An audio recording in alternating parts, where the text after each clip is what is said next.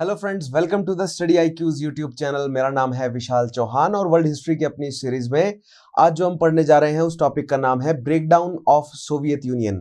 आज हम समझेंगे कि किस तरह डिसॉल्व हुआ यूएसएसआर और उस पूरे एंटायर प्रोसेस को समझने की कोशिश करेंगे कि किस तरह जो रिपब्लिक्स हैं, जो सोवियत रिपब्लिक्स हैं, एक एक करके वो डेमोक्रेटिक रिपब्लिक्स के रूप में किस तरह कन्वर्ट हुई और सोशलिज्म या कम्युनिज्म का प्रेजेंट डे तक क्या असर है, इसकी हम थोड़ा सा जो है वो बैकग्राउंड प्रिपेयर करने की कोशिश करेंगे। क्योंकि मैंने आपको बोला था ना, वर्ल्ड हिस्ट्री से कंटेम्पररी तक लेकर आऊंगा।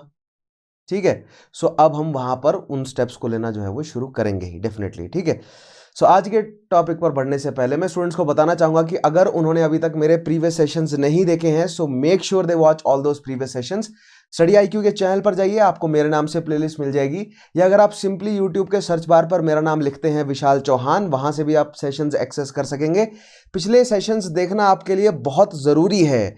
हिस्ट्री को अगर आपको थॉरली तैयार करना है, या अगर आप यूपीएससी के लिए तैयार कर रहे हैं, या अगर आप मेंस लिखना चाहते हैं इस साल, so make sure you watch all those previous sessions. World history as well as modern history के जो मैंने टॉपिक्स कराए हैं उनको आप थॉरली कनेक्ट कोरिलेट करते हुए आएंगे, तभी आज का टॉपिक और आगे आने वाले टॉपिक के साथ आप तरीके से, मतलब बिल्कुल सही तरीके से जुड़ सकेंगे। सो make sure you watch all those previous sessions.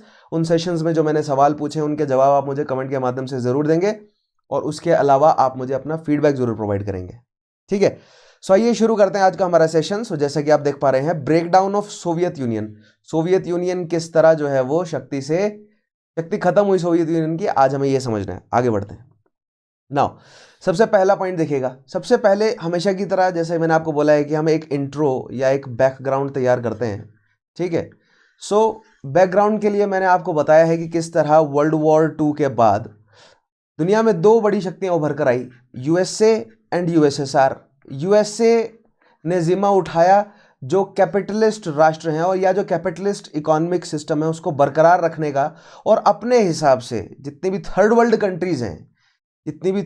Countries हैं या जो न्यूली डिकोलोनाइज्ड कंट्री हैं या जो पुअर डेस्परेट कंट्रीज हैं या जो कि पॉलिटिकली अनस्टेबल कंट्रीज हैं, उन कंट्रीज को दो एजेंडा थे यूएसए के। पहला ये कि उन कंट्रीज में यूएसएसआर का कम्युनिज्म ना फैले, और दूसरा ये कि उनमें कम्युनिज्म ना हो तो किस तरह की गवर्नमेंट हो, वहां पर एक डेमोक्रेटिक गवर्नमेंट बैठे। ठीक है, जो कि यूएसए या पुराना चला आ रहा जो ऑलरेडी एग्जिस्टिंग जो इकोनॉमिक ऑर्डर है उसके साथ वो अलाइंड हो। सो अगर आप मेरे सेशंस रेगुलरली फॉलो करते हैं और अगर आपने पिछले सेशंस देखे हैं तो ये पुराना old existing capitalist economic order, ठीक है, कैपिटलिस्ट इकोनॉमिक ऑर्डर आप भली भांति समझते हैं। ठीक है, जो कि मैंने आपको बताया कहां से शुरू हुआ है, एज ऑफ इंपीरियलिज्म से डेवलप होना शुरू हुआ है, और किस तरह यूके और फ्रांस जो है वो पहले वर्ल्ड वॉर 2 से पहले यूके और France, and not just world war 2, लेकिन आप मान सकते हैं कि 20th सेंचुरी से पहले, ठीक है, 19th 18th सेंचुरी तक पूरी दुनिया का इकोनॉमिक ऑर्डर जो है वो यूके और फ्रांस जैसी दो बड़ी शक्तियां रेगुलेट कर रही थी। लेकिन 20th सेंचुरी में दो बड़ी घटनाएं घटी। वर्ल्ड वॉर 1 और वर्ल्ड वॉर 2 के बाद क्या हुआ, ये इकोनॉमिक जो ऑर्डर है उसका कंट्रोल जो है वो यूएसए की तरफ झुक गया। ठीक है, कौन सा इकोनॉमिक ऑर्डर, जो कैपिटलिस्ट इकोनॉमिक ऑर्डर है, जो मर्केंटाइल इकोनॉमी है। ठीक है, सो ये बैकग्राउंड हमारे पास ऑलरेडी तैयार है कि किस तरह यूएसए जो है वो रिप्रेजेंट कर रहा है पुराने इकोनॉमिक ऑर्डर को, और एक नया इकोनॉमिक ऑर्डर उभर कर आ रहा है यूएसएसआर। ठीक है, यूएसए के चैलेंज में नया इकोनॉमिक ऑर्डर, वर्ल्ड वॉर 2 के बाद यूएसएसआर उठ के खड़ा होता है। और यूएसएसआर बिल्कुल सिंपल सा फंडा हमने समझा है कि जिस तरह यूएसए जो है वो अपने साथ ज्यादा से ज्यादा राष्ट्रों को जोड़ रहा है, नेटो के माध्यम से जो है वो यूएसए ने अपने साथ राष्ट्र जोड़े, और नेटो से पहले जो है वो मार्शल प्लान के रास्ते जो है वो यूएसए ने डायरेक्टली यूरोपियन कंट्रीज को स्टिमुलस प्रोवाइड किया ताकि वो उसके इकोनॉमिक इन्फ्लुएंस के अंडर रहें। तो ये सारी चीजें हम ऑलरेडी एस्टेब्लिश कर चुके हैं। अगर आपने पिछले सेशंस देखे हैं ना थॉरली, तो आप बिल्कुल अच्छे से समझ सकते हैं कि किस तरह यूएसए ने मार्शल प्लान तो यूएसएसआर ने मोलोटोव प्लान, यूएसए ने नेटो और तो यूएसएसआर ने वॉर्सा पैक्ट। ठीक है, आज हमें यह समझना है कि किस तरह जो नया ऑर्डर था, यूएसएसआर जो अपना कम्युनिस्ट रिजीम लेकर आया, जो नया कैपिटलिस्ट के खिलाफ जो communist economic order USSR introduce किया, और यूएसएसआर के जो एलाइज सैटेलाइट राष्ट्र हैं ठीक है, जो 15 मतलब शुरुआत में 15 थे और धीरे धीरे बढ़े, ठीक है। ये जो एलाइज राष्ट्र हैं ये किस तरह जो है वो यूएसएसआर या रशिया की पकड़ से बाहर निकलते गए और कैपिटलिस्ट राष्ट्रों के साथ जुड़ते गए। यानी कि नया ऑर्डर ने जब पुराने ऑर्डर को चैलेंज किया तो नया ऑर्डर हार गया और पुराना ऑर्डर बरकरार रहा। यहां पर आपको ध्यान देना है।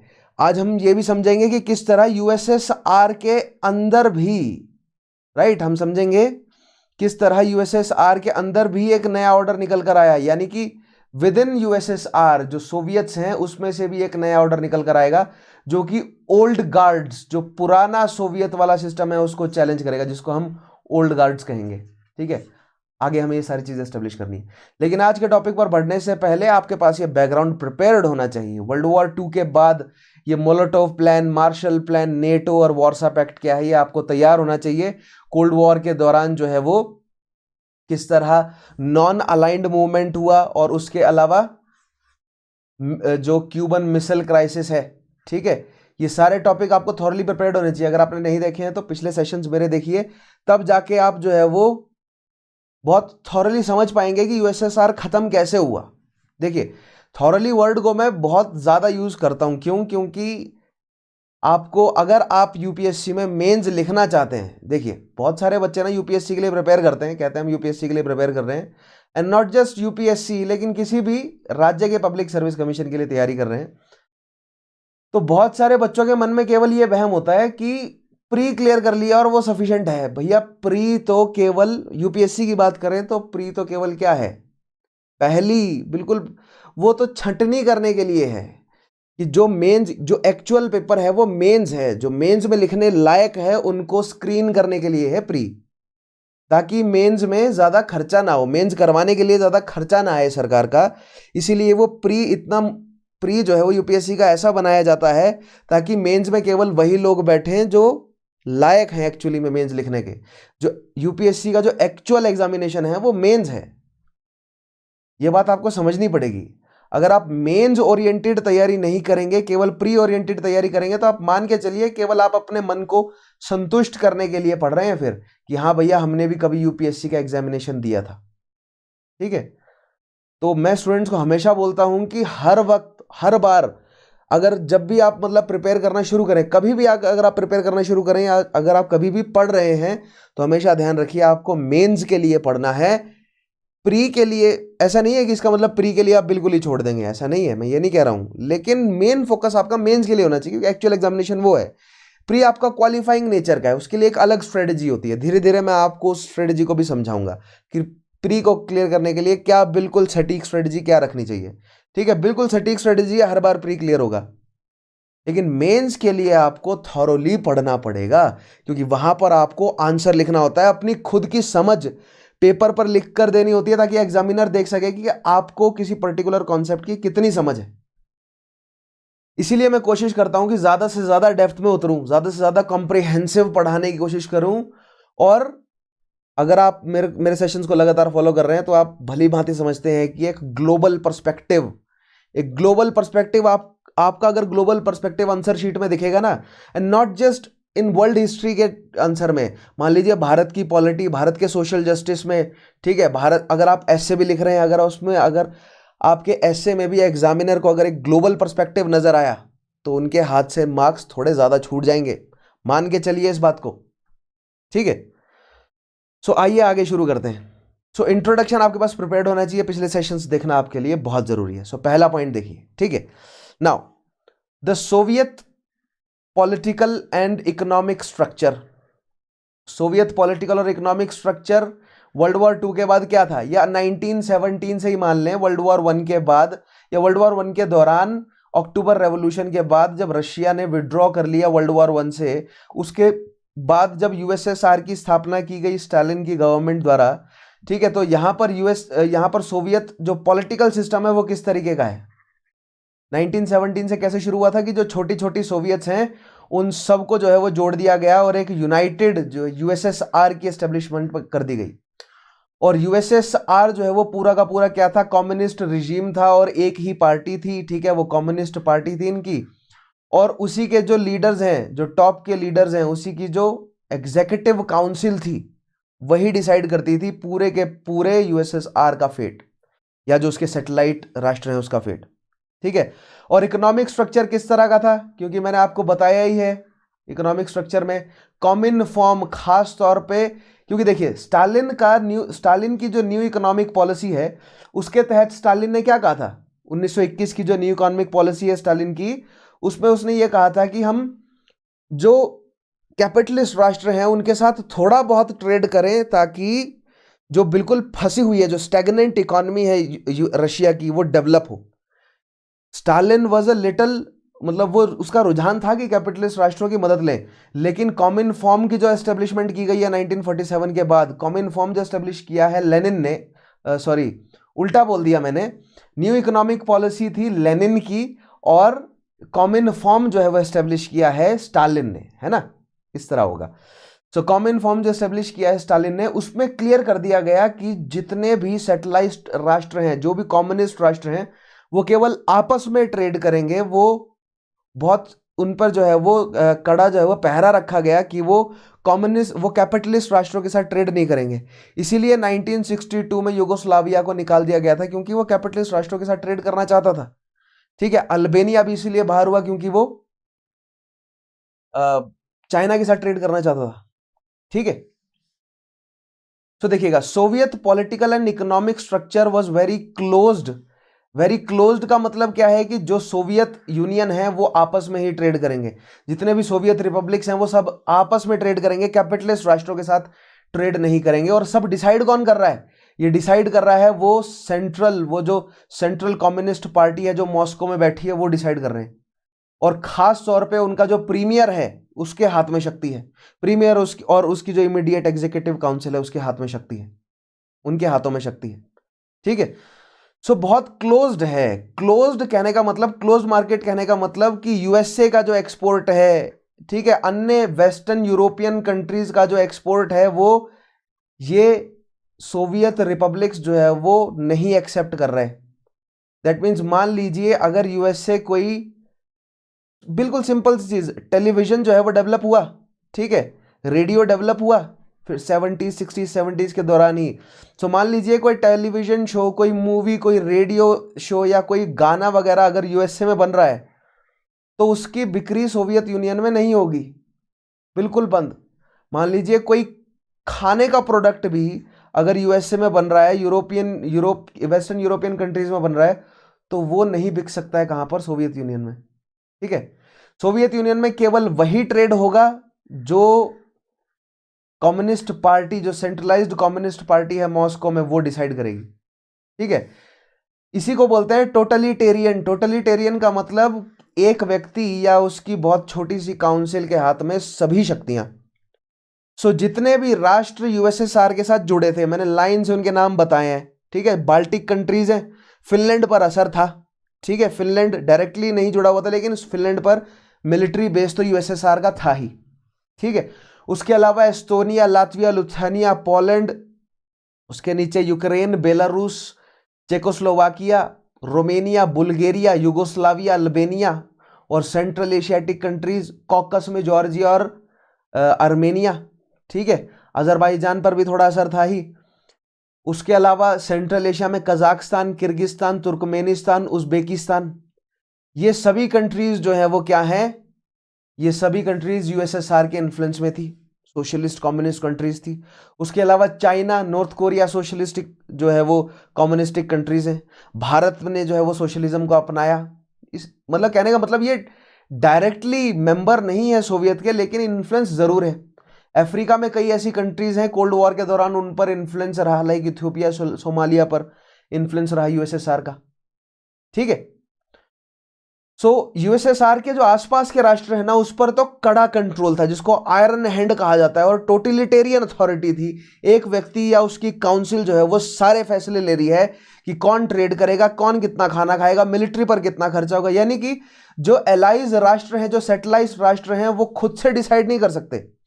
मान लीजिए रोमेनिया जो है वो चाहता है कि वो ट्रेड करे इटली के साथ, है ना, तो पूछना पड़ेगा मॉस्को से कि ट्रेड करें या ना करें, कितना ट्रेड करें, क्या क्या चीजें इंपोर्ट करें, क्या चीजें एक्सपोर्ट करें। रोमेनिया खुद से डिसाइड नहीं कर सकता। दिस इज टोटलिटेरियन अथॉरिटी, ठीक है, at the time of cold war. लेकिन कोल्ड वॉर के दौरान वो टोटलिटेरियन अथॉरिटी रशिया या यूएसएसआर की खत्म हुई 91 के बाद। आज हमें वही तो समझना है, ठीक है। Now the Soviet rulers ruled largely by iron hand. अब आयरन हैंड से रूल करने का क्या मतलब है कि बहुत सख्त रूलिंग करना, बहुत ज्यादा सेंट्रलाइज्ड, मॉस्को से सारे फैसले किए जा रहे हैं। और कहने का मतलब कि आयरन हैंड कहने का मतलब है जो उनकी बात नहीं मानेगा उसको जेल, एग्जाइल या एग्जीक्यूट, सिंपल सी बात।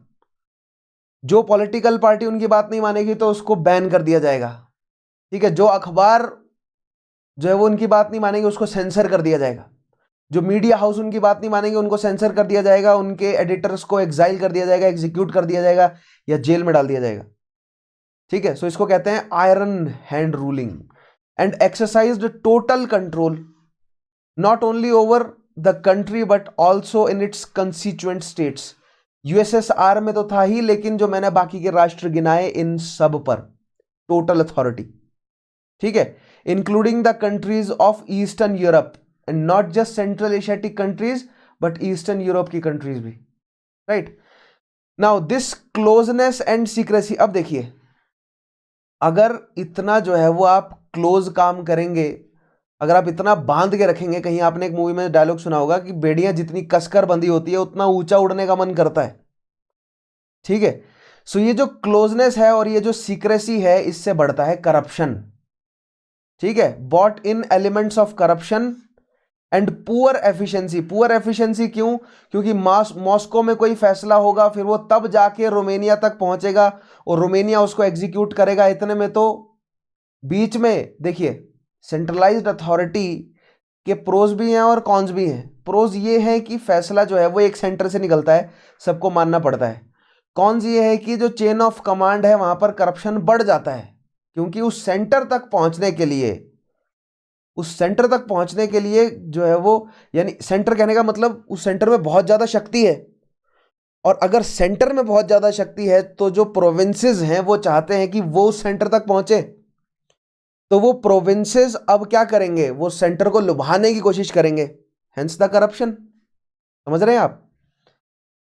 पुअर एफिशिएंसी, कम एफिशिएंट था। ये जो ब्यूरोक्रेटिक, ये जो हाईली सेंट्रलाइज्ड ब्यूरोक्रेटिक सिस्टम होता है ये एफिशिएंट नहीं हो पाता, ठीक है, with in the political structure. Now this was coupled with huge expenses of maintaining the military infrastructure. अब देखिए, अगर अपनी बात मनवानी है, क्योंकि देखिए कैपिटलिस्ट राष्ट्र जो है वो अपनी जनता को रिलेटिव बहुत ज्यादा जो है वो फ्रीडम दे रहे थे। खास तौर पर पेरिस की, मतलब फ्रांस की जनता को देखा जाए, वेस्टर्न जर्मनी की जनता को देखा जाए, ब्रिटेन और खास तौर पर यूएस की जनता को देखा जाए, तो उनके पास बहुत ज्यादा आजादी है। वो अपनी सरकार को ओपनली क्रिटिसाइज करते हैं। अब यही सेम खबर जब रशिया या रशिया के एलाइड सैटेलाइट राष्ट्रों की जनता तक पहुंचती है कि जो कैपिटलिस्ट राष्ट्रों में लोग रहते हैं वो तो अपनी सरकार को ओपनली क्रिटिसाइज करते हैं। क्योंकि देखिए, मैंने बोला ना कि जो एजुकेशन है वही जो है वो प्रोपेगेंडा है सबसे बड़ा। जो कम्युनिस्ट राष्ट्र हैं, जो यूएसएसआर के कंट्रोल के कम्युनिस्ट राष्ट्र हैं, उनके एजुकेशन में, उनके सिलेबस में ये बात इंक्लूड करी जाती है कि अपने प्रीमियर को आप या अपनी जो सुप्रीम अथॉरिटी है, जो सुप्रीम सोवियत है, उसको क्रिटिसाइज करना ही नहीं, उसको आप क्वेश्चन कर ही नहीं सकते। उनकी बात को चैलेंज करना जो है वो, मतलब कहने का मतलब वो कॉन्सेप्ट ही नहीं है चैलेंज करने का। अगर आप करते हैं तो आप वो एक दंड, मतलब सोशली फ्राउन तो कर ही दिया जाएगा, लेकिन एक्सट्रीम केसेस में आपको जो है वो सजा भी हो सकती है। सो दैट मीन्स क्वेश्चन करने का ठीक है, एक डेमोक्रेटिक स्ट्रक्चर क्यों कामयाब है, जहां पर जो है वो अथॉरिटी को क्वेश्चन किया जा सके, अथॉरिटी को जो है वो मतलब कि अकाउंटेबल उनको घोषित किया जा सके कि अगर मान लीजिए भुखमरी यूएसएसआर में फैल रही है तो सोवियत गवर्नमेंट या जो सोवियत ब्यूरोक्रेटिक स्ट्रक्चर है वो अकाउंटेबल है, ठीक है, जवाबदेह है। तो अकाउंटेबिलिटी का कोई कॉन्सेप्ट यूएसएसआर में नहीं था, लेकिन ये अकाउंटेबिलिटी का कॉन्सेप्ट जब यूएसएसआर की जनता सुनती थी कि कैपिटलिस्ट राष्ट्रों में है, तो उन्हें लगता था कि नहीं, अब कैपिटलिस्ट राष्ट्रों की तरफ, या उनका जो ओपन मार्केट सिस्टम है, देखिए पॉलिटिकल स्ट्रक्चर जो है वो अचानक से democratic, openly democratic Republic structure या मल्टी पार्टी सिस्टम जो है वो आ जाए, ऐसा होने में समय लगेगा। इसके लिए सबसे पहला स्टेप क्या है कि मार्केट को ओपन किया जाए। एक बार मार्केट ओपन होगा तो उस इकोनॉमिक सिस्टम, वो जो ओपन मार्केट का इकोनॉमिक सिस्टम है, उसको चलाने और रेगुलेट करने के लिए मल्टी पार्टी सिस्टम अपने आप आ जाएगा। और इस तरह के अगर लिबरल इकोनॉमिक ऑर्डर एस्टेब्लिश होता है तो लिबरल पॉलिटिकल ऑर्डर भी एस्टेब्लिश हो जाएगा। और यही पूरा प्रोसेस जो है वो यूएसएसआर में हुआ भी। समझेंगे आज हम पूरा का पूरा, ठीक है। नाउ अब देखिएगा, this was coupled with huge expenses on maintaining the military infrastructure. तो जैसे कि मैंने आपको बोला ना कि अगर अपनी बात मॉस्को को मनवानी है थ्रू आउट जितनी भी सैटेलाइट स्टेट्स हैं, तो मिलिट्री के दम पर डरा कर मनवानी पड़ेंगी, है ना। जनता को अगर आपको कम्युनिस्ट आइडियोलॉजी में जकड़ कर रखना है तो आपको मिलिट्री का इस्तेमाल करना पड़ेगा कि वो बाहर की कैपिटलिस्ट राष्ट्रों की झलक ले ही ना सकें। अपनी ओर से तो वो पूरी कोशिश कर रहे हैं कि जितने भी कैपिटलिस्ट प्रोडक्ट हैं, भले ही वो टेलीविजन मीडिया के हों, प्रिंट मीडिया के हों, ठीक है, इलेक्ट्रॉनिक मीडिया तो इतना डेवलप नहीं हुआ था, लेकिन उसके अलावा एंटरटेनमेंट से लेकर, ट्रांसपोर्टेशन से लेकर, कम्युनिकेशन से लेकर, जो भी प्रोडक्ट्स कैपिटलिस्ट राष्ट्र इंजॉय कर रहे हैं वो कम्युनिस्ट जनता को ना पता चले, तो मसल करने के लिए आपको सेना पर इन्वेस्ट करना ही पड़ेगा। इसलिए मिलिट्री इंफ्रास्ट्रक्चर है, नॉट जस्ट जनता को कंट्रोल करने के लिए, अपना इतना बड़ा वास्ट एम्पायर है, इसको प्रोटेक्ट करने के लिए जो कोल्ड वॉर के दौरान प्रॉक्सी वॉर चल रही थी, उन प्रॉक्सी वॉर्स को कैरी आउट करने के लिए भी तो बड़ा मिलिट्री इंफ्रास्ट्रक्चर चाहिए। तो यूएसएसआर और उसके जो सैटेलाइट राष्ट्र हैं, जितनी भी कमाई थी उसका एक बहुत बड़ा हिस्सा उनके मिलिट्री कैंपेन्स में जा रहा था, ताकि उनका इकोनॉमिक ऑर्डर बना रहे। आयरनी समझ रहे हैं आप? वो अपने इकोनॉमिक ऑर्डर को दुरुस्त करना चाहते हैं। ऐसा नहीं है कि वो गरीब रहना चाहते हैं, वो अपने इकोनॉमिक ऑर्डर को दुरुस्त करना चाहते हैं, लेकिन अपने इकोनॉमिक ऑर्डर को सशक्त करने के लिए उन्हें कैपिटलिस्ट जो इकोनॉमिक ऑर्डर है उससे लगातार स्टेट ऑफ वॉर में रहना पड़ा। और जब वो कैपिटलिस्ट नेशंस के साथ लगातार स्टेट ऑफ वॉर में रहे, उस वजह से उनके इकोनॉमिक जितने भी रिसोर्सेज हैं उसका ज़्यादा दोहन होता रहा और जनता उनकी पिसती रही। ऐसे में उन्हीं की जनता में से ऐसे नए रेडिकल्स जो है वो नए आइडियोलॉजी को लेकर जो है वो मतलब लीडर्स उभरे, जो कि चाहते थे कि कम्युनिस्ट ऑर्डर तो बना रहे, लेकिन ओपन मार्केट का कॉन्सेप्ट जो है वो सोशलिज्म एक्सेप्ट करे, ताकि जो लोग भुखमरी से गुजर रहे हैं, जो लोग इतने बुरे लाइफस्टाइल से गुजर रहे हैं, उनका थोड़ा तो इकोनॉमिक रिकवरी हो। समझ रहे हैं आप? ठीक है। सो ये जो आइडियोलॉजीज है धीरे धीरे हमें इन्हें डेवलप करना है। यूएसएसआर के दौरान मतलब देखिए, पहले लेनिन ने बहुत स्ट्रिक्ट जो है वो एडमिनिस्ट्रेशन चलाया, उसके बाद स्टालिन 53 तक बहुत स्ट्रिक्ट एडमिनिस्ट्रेशन चलाया, स्टालिन के बाद कई सारे प्रीमियर रहे 62 तक, 62 से 82 तक जो है वो थोड़ा सा स्टैग्नेंट का माहौल रहा है। 62 क्यूबन मिसाइल क्राइसिस के बाद, क्योंकि तब यूएस के साथ जो है वो थोड़ा हाथ मिला लिया, मतलब किसने, यूएसएसआर ने। और जो न्यूक्लियर, देखिए पहले जो है वो युद्ध जो है वो न्यूक्लियर थ्रेट्स पर लड़े जा रहे थे, जो कि मैंने आपको क्यूबन मिसाइल क्राइसिस के दौरान समझाया अभी। 62 से 82 तक जो है वो माहौल थोड़ा शांत रहा, लेकिन 82 के बाद जनता को लगने लगा और कई ऐसे लीडर्स उभर कर आए, ठीक है, आगे मैं उनका नाम बताऊंगा, जिन्होंने रिफॉर्म्स लाने की कोशिश करी और शुरुआत भी करी। ठीक है, आइए आगे बढ़ते हैं। So this was coupled with huge expenses on, what was coupled, जो आयरन हैंड एडमिनिस्ट्रेशन है, बहुत स्ट्रिक्ट एडमिनिस्ट्रेशन है, ठीक है, क्लोजनेस एंड सीक्रेसी, जिसकी वजह से पुअर एफिशिएंसी और करप्शन है, इन सारी चीज, ये सारी चीजें तो हैं ही। दैट मीन्स जो पॉलिटिकल ऑर्डर है यूएसएसआर का वो बर्बाद है, वो हाईली सेंट्रलाइज्ड है, वो दिखने में बहुत सशक्त लग रहा है, लेकिन वो इनएफिशिएंट है, क्योंकि जनता तो पिसी रही है ना आखिरी में। भले ही पार्टी जो है वो मजबूत होती जा रही हो, लेकिन जनता तो पिस रही है।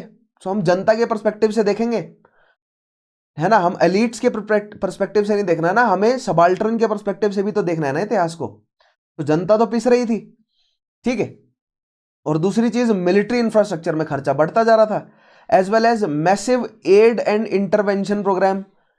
अब यूएसएसआर की जनता, यानी कि रशिया की खुद की जनता जो है वो भूखी मर रही है, और रशिया अन्य देशों को, अन्य उसके जो अलाइड सैटेलाइट राष्ट्र हैं उनको वार्सा पैक्ट के अंदर भी और उससे पहले मोलोटोव प्लान के तहत भी पैसे बांट रहा है, ठीक है, इकोनॉमिक एड दे रहा है ताकि उनके साथ जुड़े रहें, और इंटरवीन कर रहा है वो थर्ड वर्ल्ड कंट्रीज के जो घरेलू मामले हैं, उनकी जो सिविल वॉर्स हैं उनको फंड कर रहा है, दोनों साइड की सिविल वॉर्स को।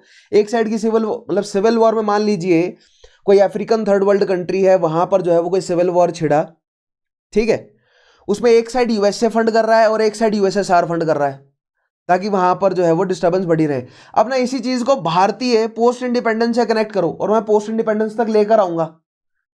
वहां पर मैं नेहरूवियन सरकार के बारे में समझाऊंगा कि शुरुआत में किस तरह वो नॉन अलाइंड हो गए, और जो पाकिस्तान को पार्टीशन करने का, कश्मीर को 370 देने का, ये सारे फैसले क्यों किए गए, ताकि एक सिविल वॉर भारत में अवॉइड की जा सके। क्योंकि अगर भारत में सिविल वॉर छिड़ी तो यूएसए और यूएसएसआर फंड करने के लिए तैयार बैठे हैं उस सिविल वॉर को। उस सिविल वॉर को बाहरी ये बड़ी शक्तियां फंड करेंगी और भारतीय सरकार के हाथ से कंट्रोल छूट जाएगा। इसीलिए कई जगहों पर आपको सुनने को मिलेगा कि जो नेहरूवियन सरकार है वो शक्ति की भूख है।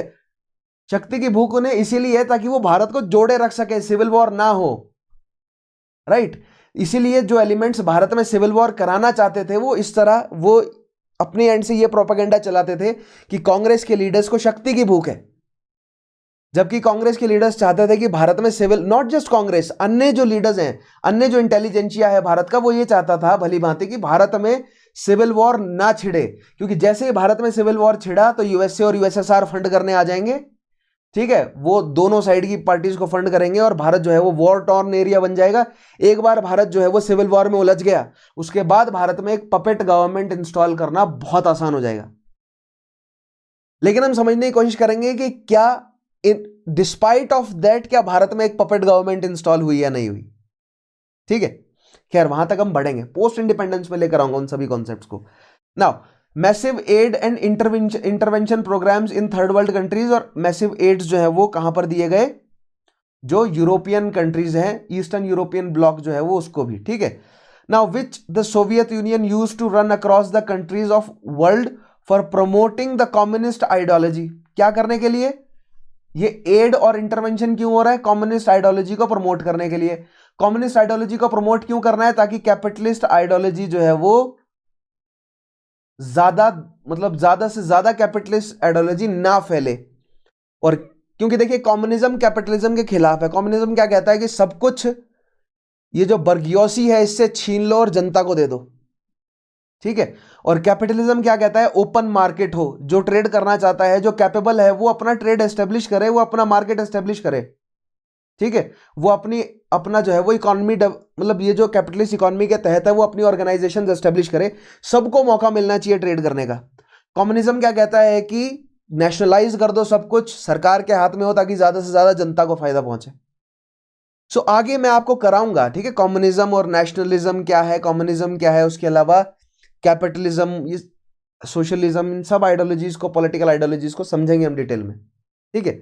Now as well as containing capitalist influence, तो ये मैंने आपको बताया ही, कम्युनिज्म को फैलाना है, कैपिटलिज्म को रोक कर रखना है, ठीक है। उसके अलावा मिलिट्री एड जो है वो प्रोवाइड करनी है, military as well as financial economical aid provide करनी है अपने सैटेलाइट नेशंस को, ताकि एक इकोनॉमिक एक बबल बन जाए, एक स्फीयर बन जाए जिसके अंदर केवल कम्युनिस्ट राष्ट्र ही ट्रेड करें, ताकि जो कम्युनिस्ट पार्टी है उसका कंट्रोल बना रहे, और वो धीरे धीरे डेवलप करेंगे और ज्यादा से ज्यादा राष्ट्रों को। लेकिन इससे हो क्या रहा था, देखिए कैपिटलिज्म पुराना बसा बसाया सिस्टम है, कैपिटलिज्म के पास जो है वो ज्यादा रिसोर्सेज हैं, ठीक है। और जो कैपिटलिस्ट इकोनॉमी है ना वो वॉर से कमाती है, ठीक है। जो कम्युनिस्ट इकोनॉमी है वो अपने सारे रिसोर्सेज को वॉर में होता, या ज्यादातर रिसोर्सेज को वॉर में झोंक दे रही है, इससे उनकी जनता पिस रही है। कैपिटलिस्ट इकोनॉमी की जनता खुश है क्योंकि उसमें और भी, देखिए कैपिटलिस्ट इकोनॉमी में और भी बहुत सारे ऐसे इनोवेटिव आइडियाज हैं। एंटरटेनमेंट एक बहुत बड़ा बिजनेस है जो कि बहुत सारे लोगों को रोजगार तो दे ही रहा है, ठीक है। और जनता को मैनिपुलेट करना, जनता को कंट्रोल करना, उसके लिए तो पॉलिटिकली तो इस्तेमाल हो ही रहा है, लेकिन रोजगार भी तो दे रहा है ना, इकोनॉमी रेगुलेट भी तो कर रहा है, जो कि यूएसएसआर में नहीं हो रही है ना। आगे बढ़ते हैं। सो आई होप ये इंट्रोडक्शन आपको समझ आता होगा अच्छे से, ठीक है। और मुझे ऐसा लगता है कि ये जो पूरी खिचड़ी पकी है आप शायद समझ जाते हो। अगर आप समझ लेते हैं इस खिचड़ी को तो मुझे जरूर बताएंगे कमेंट में, ठीक है। और अगर नहीं समझते हैं तो मैं आगे से थोड़ा कम करने की कोशिश करूंगा, है ना। नाउ नेक्स्ट देखिएगा। अब further the invasion of Afghanistan, अब देखिए मिलिट्री जो खर्चा है उसमें एक एग्जांपल लेते हैं, इन्वेजन ऑफ अफगानिस्तान या सोवियत अफगान वॉर 10 साल चली। सोवियत अफगान वॉर 1978 से 87 तक। ये जो सोवियत अफगान वॉर चली और जो अफगानिस्तान को नहीं जीत सका सोवियत नेशन या सोवियत यूनियन, इससे जो है वो बहुत सारे रिसोर्सेज उनके खत्म हुए। अब अफगानिस्तान की इंपॉर्टेंस क्या है मैंने आपको बताया ही है। मान लीजिए ये इंडियन पेनिनजुला है, ठीक है, और ये आपका पर्शियन गल्फ है, ये आपका अरेबियन पेनिनजुला है और ये आपका रेड सी है। यहां आपका अफगानिस्तान है, इसके पास कोस्ट लाइन नहीं है। इधर पाकिस्तान और इधर ईरान, ठीक है, और इधर जो है वो ऐसे भारत है यहां पर गुजरात तक। अफगानिस्तान को अगर कंट्रोल करता है यूएसएसआर तो वो नजदीक पहुंच जाता है क्या करने के लिए, कोस्ट लाइन एक्वायर करने के लिए, क्योंकि रशिया के पास कोस्ट लाइन नहीं है। मैंने आपको हमेशा समझाया आर्कटिक में कोस्ट लाइन है लेकिन वो सर्दी में जम जाती है। बाल्टिक सी में कोस्ट लाइन है लेकिन उसको वेस्टर्न यूरोपियन कंट्रीज कंट्रोल कर सकती हैं, ठीक है। ईस्ट में कोस्ट लाइन है लेकिन वहां पर जापान उसको कंट्रोल कर सकता है, पैसिफिक की जो कोस्ट लाइन है। तो ये जो अफगानिस्तान, और ज्यादातर ट्रेड कहां हो रहा है, इंडियन ओशियानिक ट्रेड पर जो है वो कंट्रोल जिसका होता है उसकी इकोनॉमी सबसे दुरुस्त होती है। तो अगर ये कोस्ट लाइन अगर किसी ना किसी तरह रशिया के कंट्रोल में आ जाती है, ठीक है, भारत से लेकर ये पूरी अरेबियन जो कोस्ट लाइन है रेड सी वाली, तो रशिया के लिए इकोनॉमिकली बहुत ज्यादा फायदा हो जाता है। उसके अलावा ब्लैक सी वाली कोस्ट लाइन भी है जो कि कॉन्स्टेंटिनोपल के रास्ते मेडिटेरेनियन और सुएज कनाल वाला जो ट्रेड है वहां से रशिया को जोड़ती है, लेकिन वो बहुत घूम कर है, देख रहे हैं सुएज कनाल पे जो है वो अपना मतलब कि अच्छा ऑर्डर होना चाहिए, अच्छा कंट्रोल होना चाहिए। उसके अलावा कॉन्स्टेंटिनोपल पर अच्छा कंट्रोल होना चाहिए, ब्लैक सी पर अच्छा कंट्रोल होना चाहिए, तब जाकर रशिया तक ट्रेड पहुंचेगा। तो अगर रशिया अफगानिस्तान को जीत लेता है तो यहां पर कोस्ट लाइन मिलना रशिया के लिए आसान हो जाएगा। इसलिए रशिया ने अफगानिस्तान को जीतने की कोशिश करी। नॉट जस्ट दैट, लेकिन अफगानिस्तान के पास ऑयल वेल्थ भी है, क्योंकि अफगानिस्तान अगर जीत लेता है तो ईरान की ऑयल वेल्थ पर कंट्रोल या ईरान पर जो है वो कंट्रोल ला सकता है, क्योंकि अफगानिस्तान के पास तो कोस्ट लाइन है नहीं, तो ईरान और पाकिस्तान और इंडिया की कोस्ट लाइन उसे चाहिए, राइट। तो अफगानिस्तान के रास्ते इन सभी कोस्ट लाइन को एक्वायर करने की कोशिश जो है वो रशिया या यूएसएसआर करेगा। और देखिए पाकिस्तान और अफगानिस्तान, या पाकिस्तान तो इसीलिए बनाया गया ताकि अफगानिस्तान तक अगर यूएसएसआर आ जाए तो भारत तक ना पहुंच सके, तो पाकिस्तान किसकी तरह काम करेगा, एक बफर की तरह, ठीक है। और अफगानिस्तान तो इसीलिए बनाया गया था, मतलब अफगानिस्तान पर डिस्प्यूट इसीलिए रखा गया ताकि कोस्ट लाइन जो है वो रशिया को ना मिल सके। सो 78 से 87 तक सोवियत अफगान वॉर में यूएसएसआर उलझा रहा और जीत नहीं सका। क्यों नहीं जीत सका, क्योंकि देखिए अब यहां पर लड़ने वाली पार्टियां कौन कौन सी थी, तो सोवियत तो थे, यूएसएसआर थे, ठीक है। और यूएसएसआर किससे लड़ रहा है, यूएसएसआर लड़ रहा है जो अफगान में जो सरकार है, पहली बात तो उनसे, और अफगानी सरकार जो नेशनलाइजेशन का खेल खेल रही है, जिससे पुराना, देखिए अफगानिस्तान में क्या चल रहा है, 78 के बाद अफगानिस्तान में भी new order versus old order है। नया ऑर्डर जो है वो एक सोशलिस्ट रिजीम है और वो क्या कर रहा है, पुराने एग्जिस्टिंग जो बसा बसाया वॉरलॉर्ड्स वाला जो अफगानिस्तान का ऑर्डर है, जो पुराने लैंडलॉर्ड्स, पुराने जो बिजनेसेस वाला ऑर्डर है, उनको नेशनलाइज कर रहा है। सो दैट मीन्स जो अर्बन और खास तौर पे जो रूरल पॉपुलेशन है उसको डायरेक्ट चैलेंज है नया अफगानिस्तान में जो ऑर्डर आया, ठीक है, 1978 के बाद।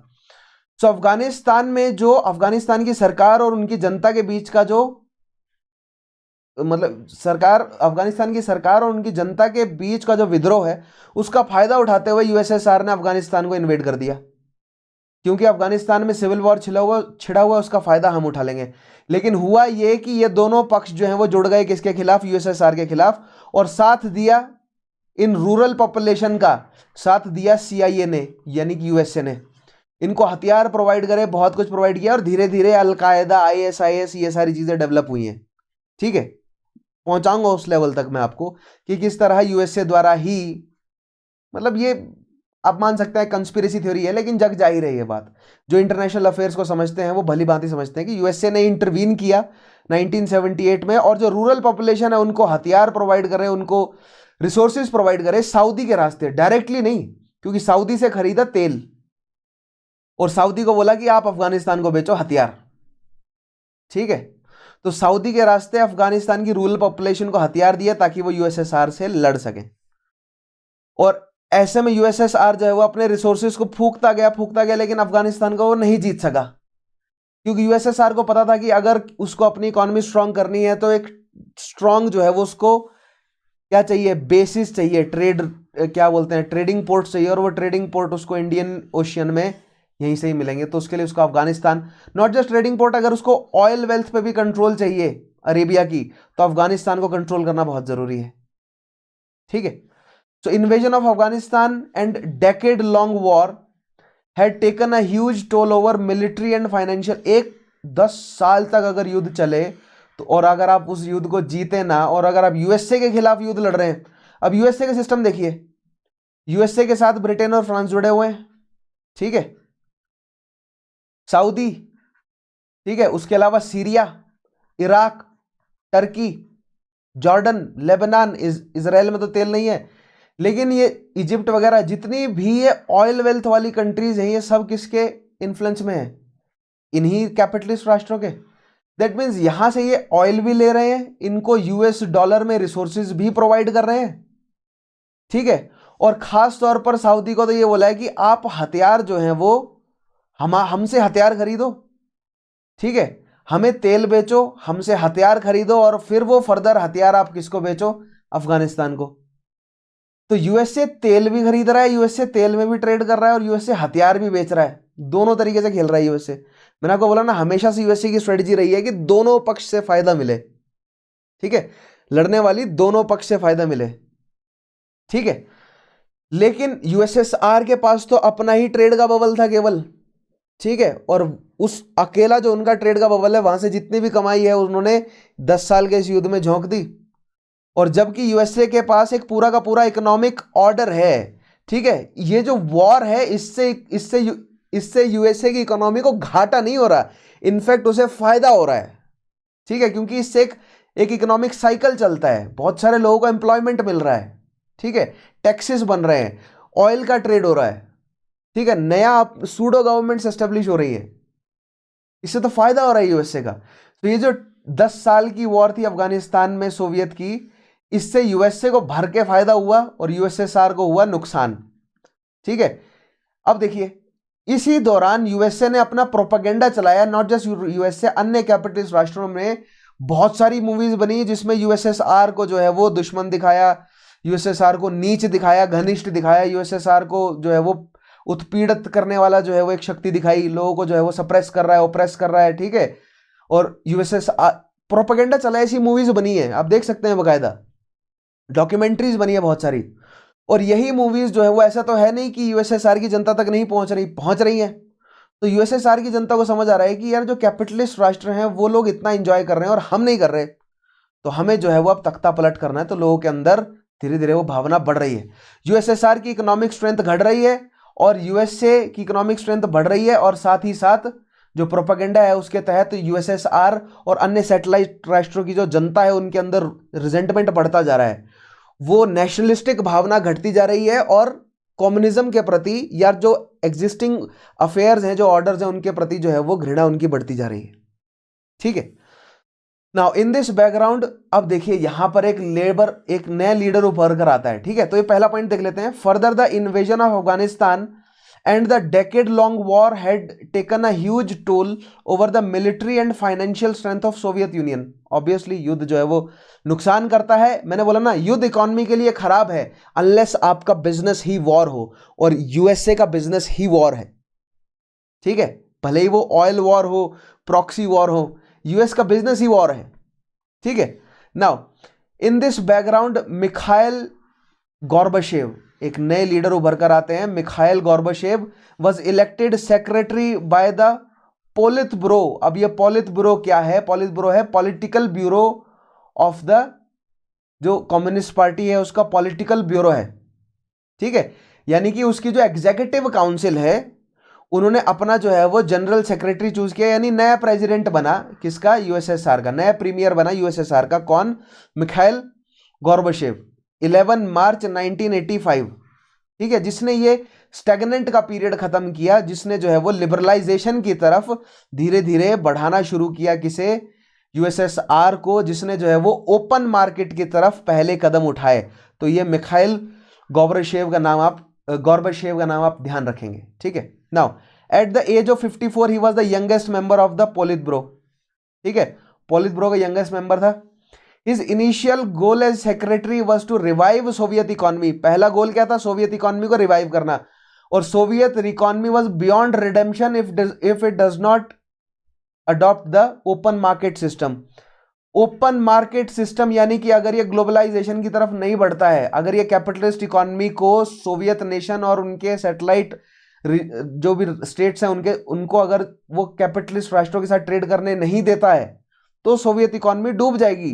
गरीबी बढ़ती जा रही है ना, लोग भूखे मर रहे हैं, उधर आप लड़ते जा रहे हैं, ठीक है, बहुत ज्यादा जो है वो सेंट्रलाइज अथॉरिटी है, करप्शन बढ़ गया है, तो जो ट्रेडिशनल एलिट्स हैं उनका फायदा हो रहा है और जो सबाल्टर्न है वो बेचारा पिस रहा है, ठीक है।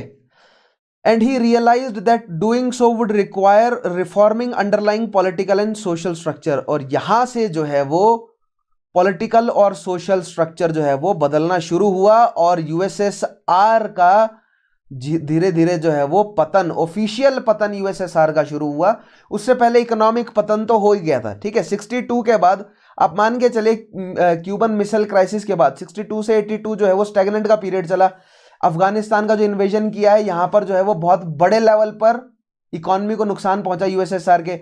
और 85 के बाद जो है वो यूएसएसआर के लीडर्स को समझ आया कि अब जो है वो हमें ग्लोबलाइजेशन की तरफ, या ग्लोबलाइजेशन तो बाद की बात है, सबसे पहले जो है वो कुछ हमें तुरंत जो है वो पॉलिटिकल और सोशल स्ट्रक्चर में बदलाव लाने पड़ेंगे ताकि थोड़ा सा इकोनॉमी जो है वो दुरुस्त हो रशिया की और जो रशियन पॉपुलेशन है उनकी, ठीक है। आगे बढ़ते हैं। Now under the Gorbachev leadership the communist party of Soviet Union in 1989 introduced limited election. अब देखिए, limited competitive elections, competitive election का मतलब यह है कि मल्टी पार्टी सिस्टम होगा, कंपटीशन होगा, ठीक है। लिमिटेड का मतलब यह है कि जो कम्युनिस्ट पार्टी है वो डिसाइड करेगी कौन लड़ेगा और कौन नहीं लड़ेगा। लेकिन चलो बेबी स्टेप थे, लेकिन स्टेप तो एक जो है वो एफिशिएंट रिपब्लिक एस्टेब्लिश करने की तरफ थे, एक डेमोक्रेटिक स्ट्रक्चर एस्टेब्लिश करने की तरफ थे, ठीक है।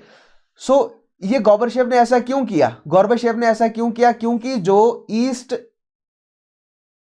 जो ब्लॉक है, ठीक है, जो ईस्टर्न ब्लॉक है, खासतौर पर बाल्टिक कंट्रीज जो हैं वो धीरे धीरे मतलब इंपेशेंट हो रही थी, ठीक है। क्योंकि बाल्टिक कंट्रीज जो हैं वो बहुत इंपॉर्टेंट क्या है, इंडस्ट्रियल जोन है और वहां से बहुत जो है वो रिसोर्सेज मिलते हैं यूएसएसआर को। बाल्टिक कंट्रीज कौन सी? एस्टोनिया, लात्विया और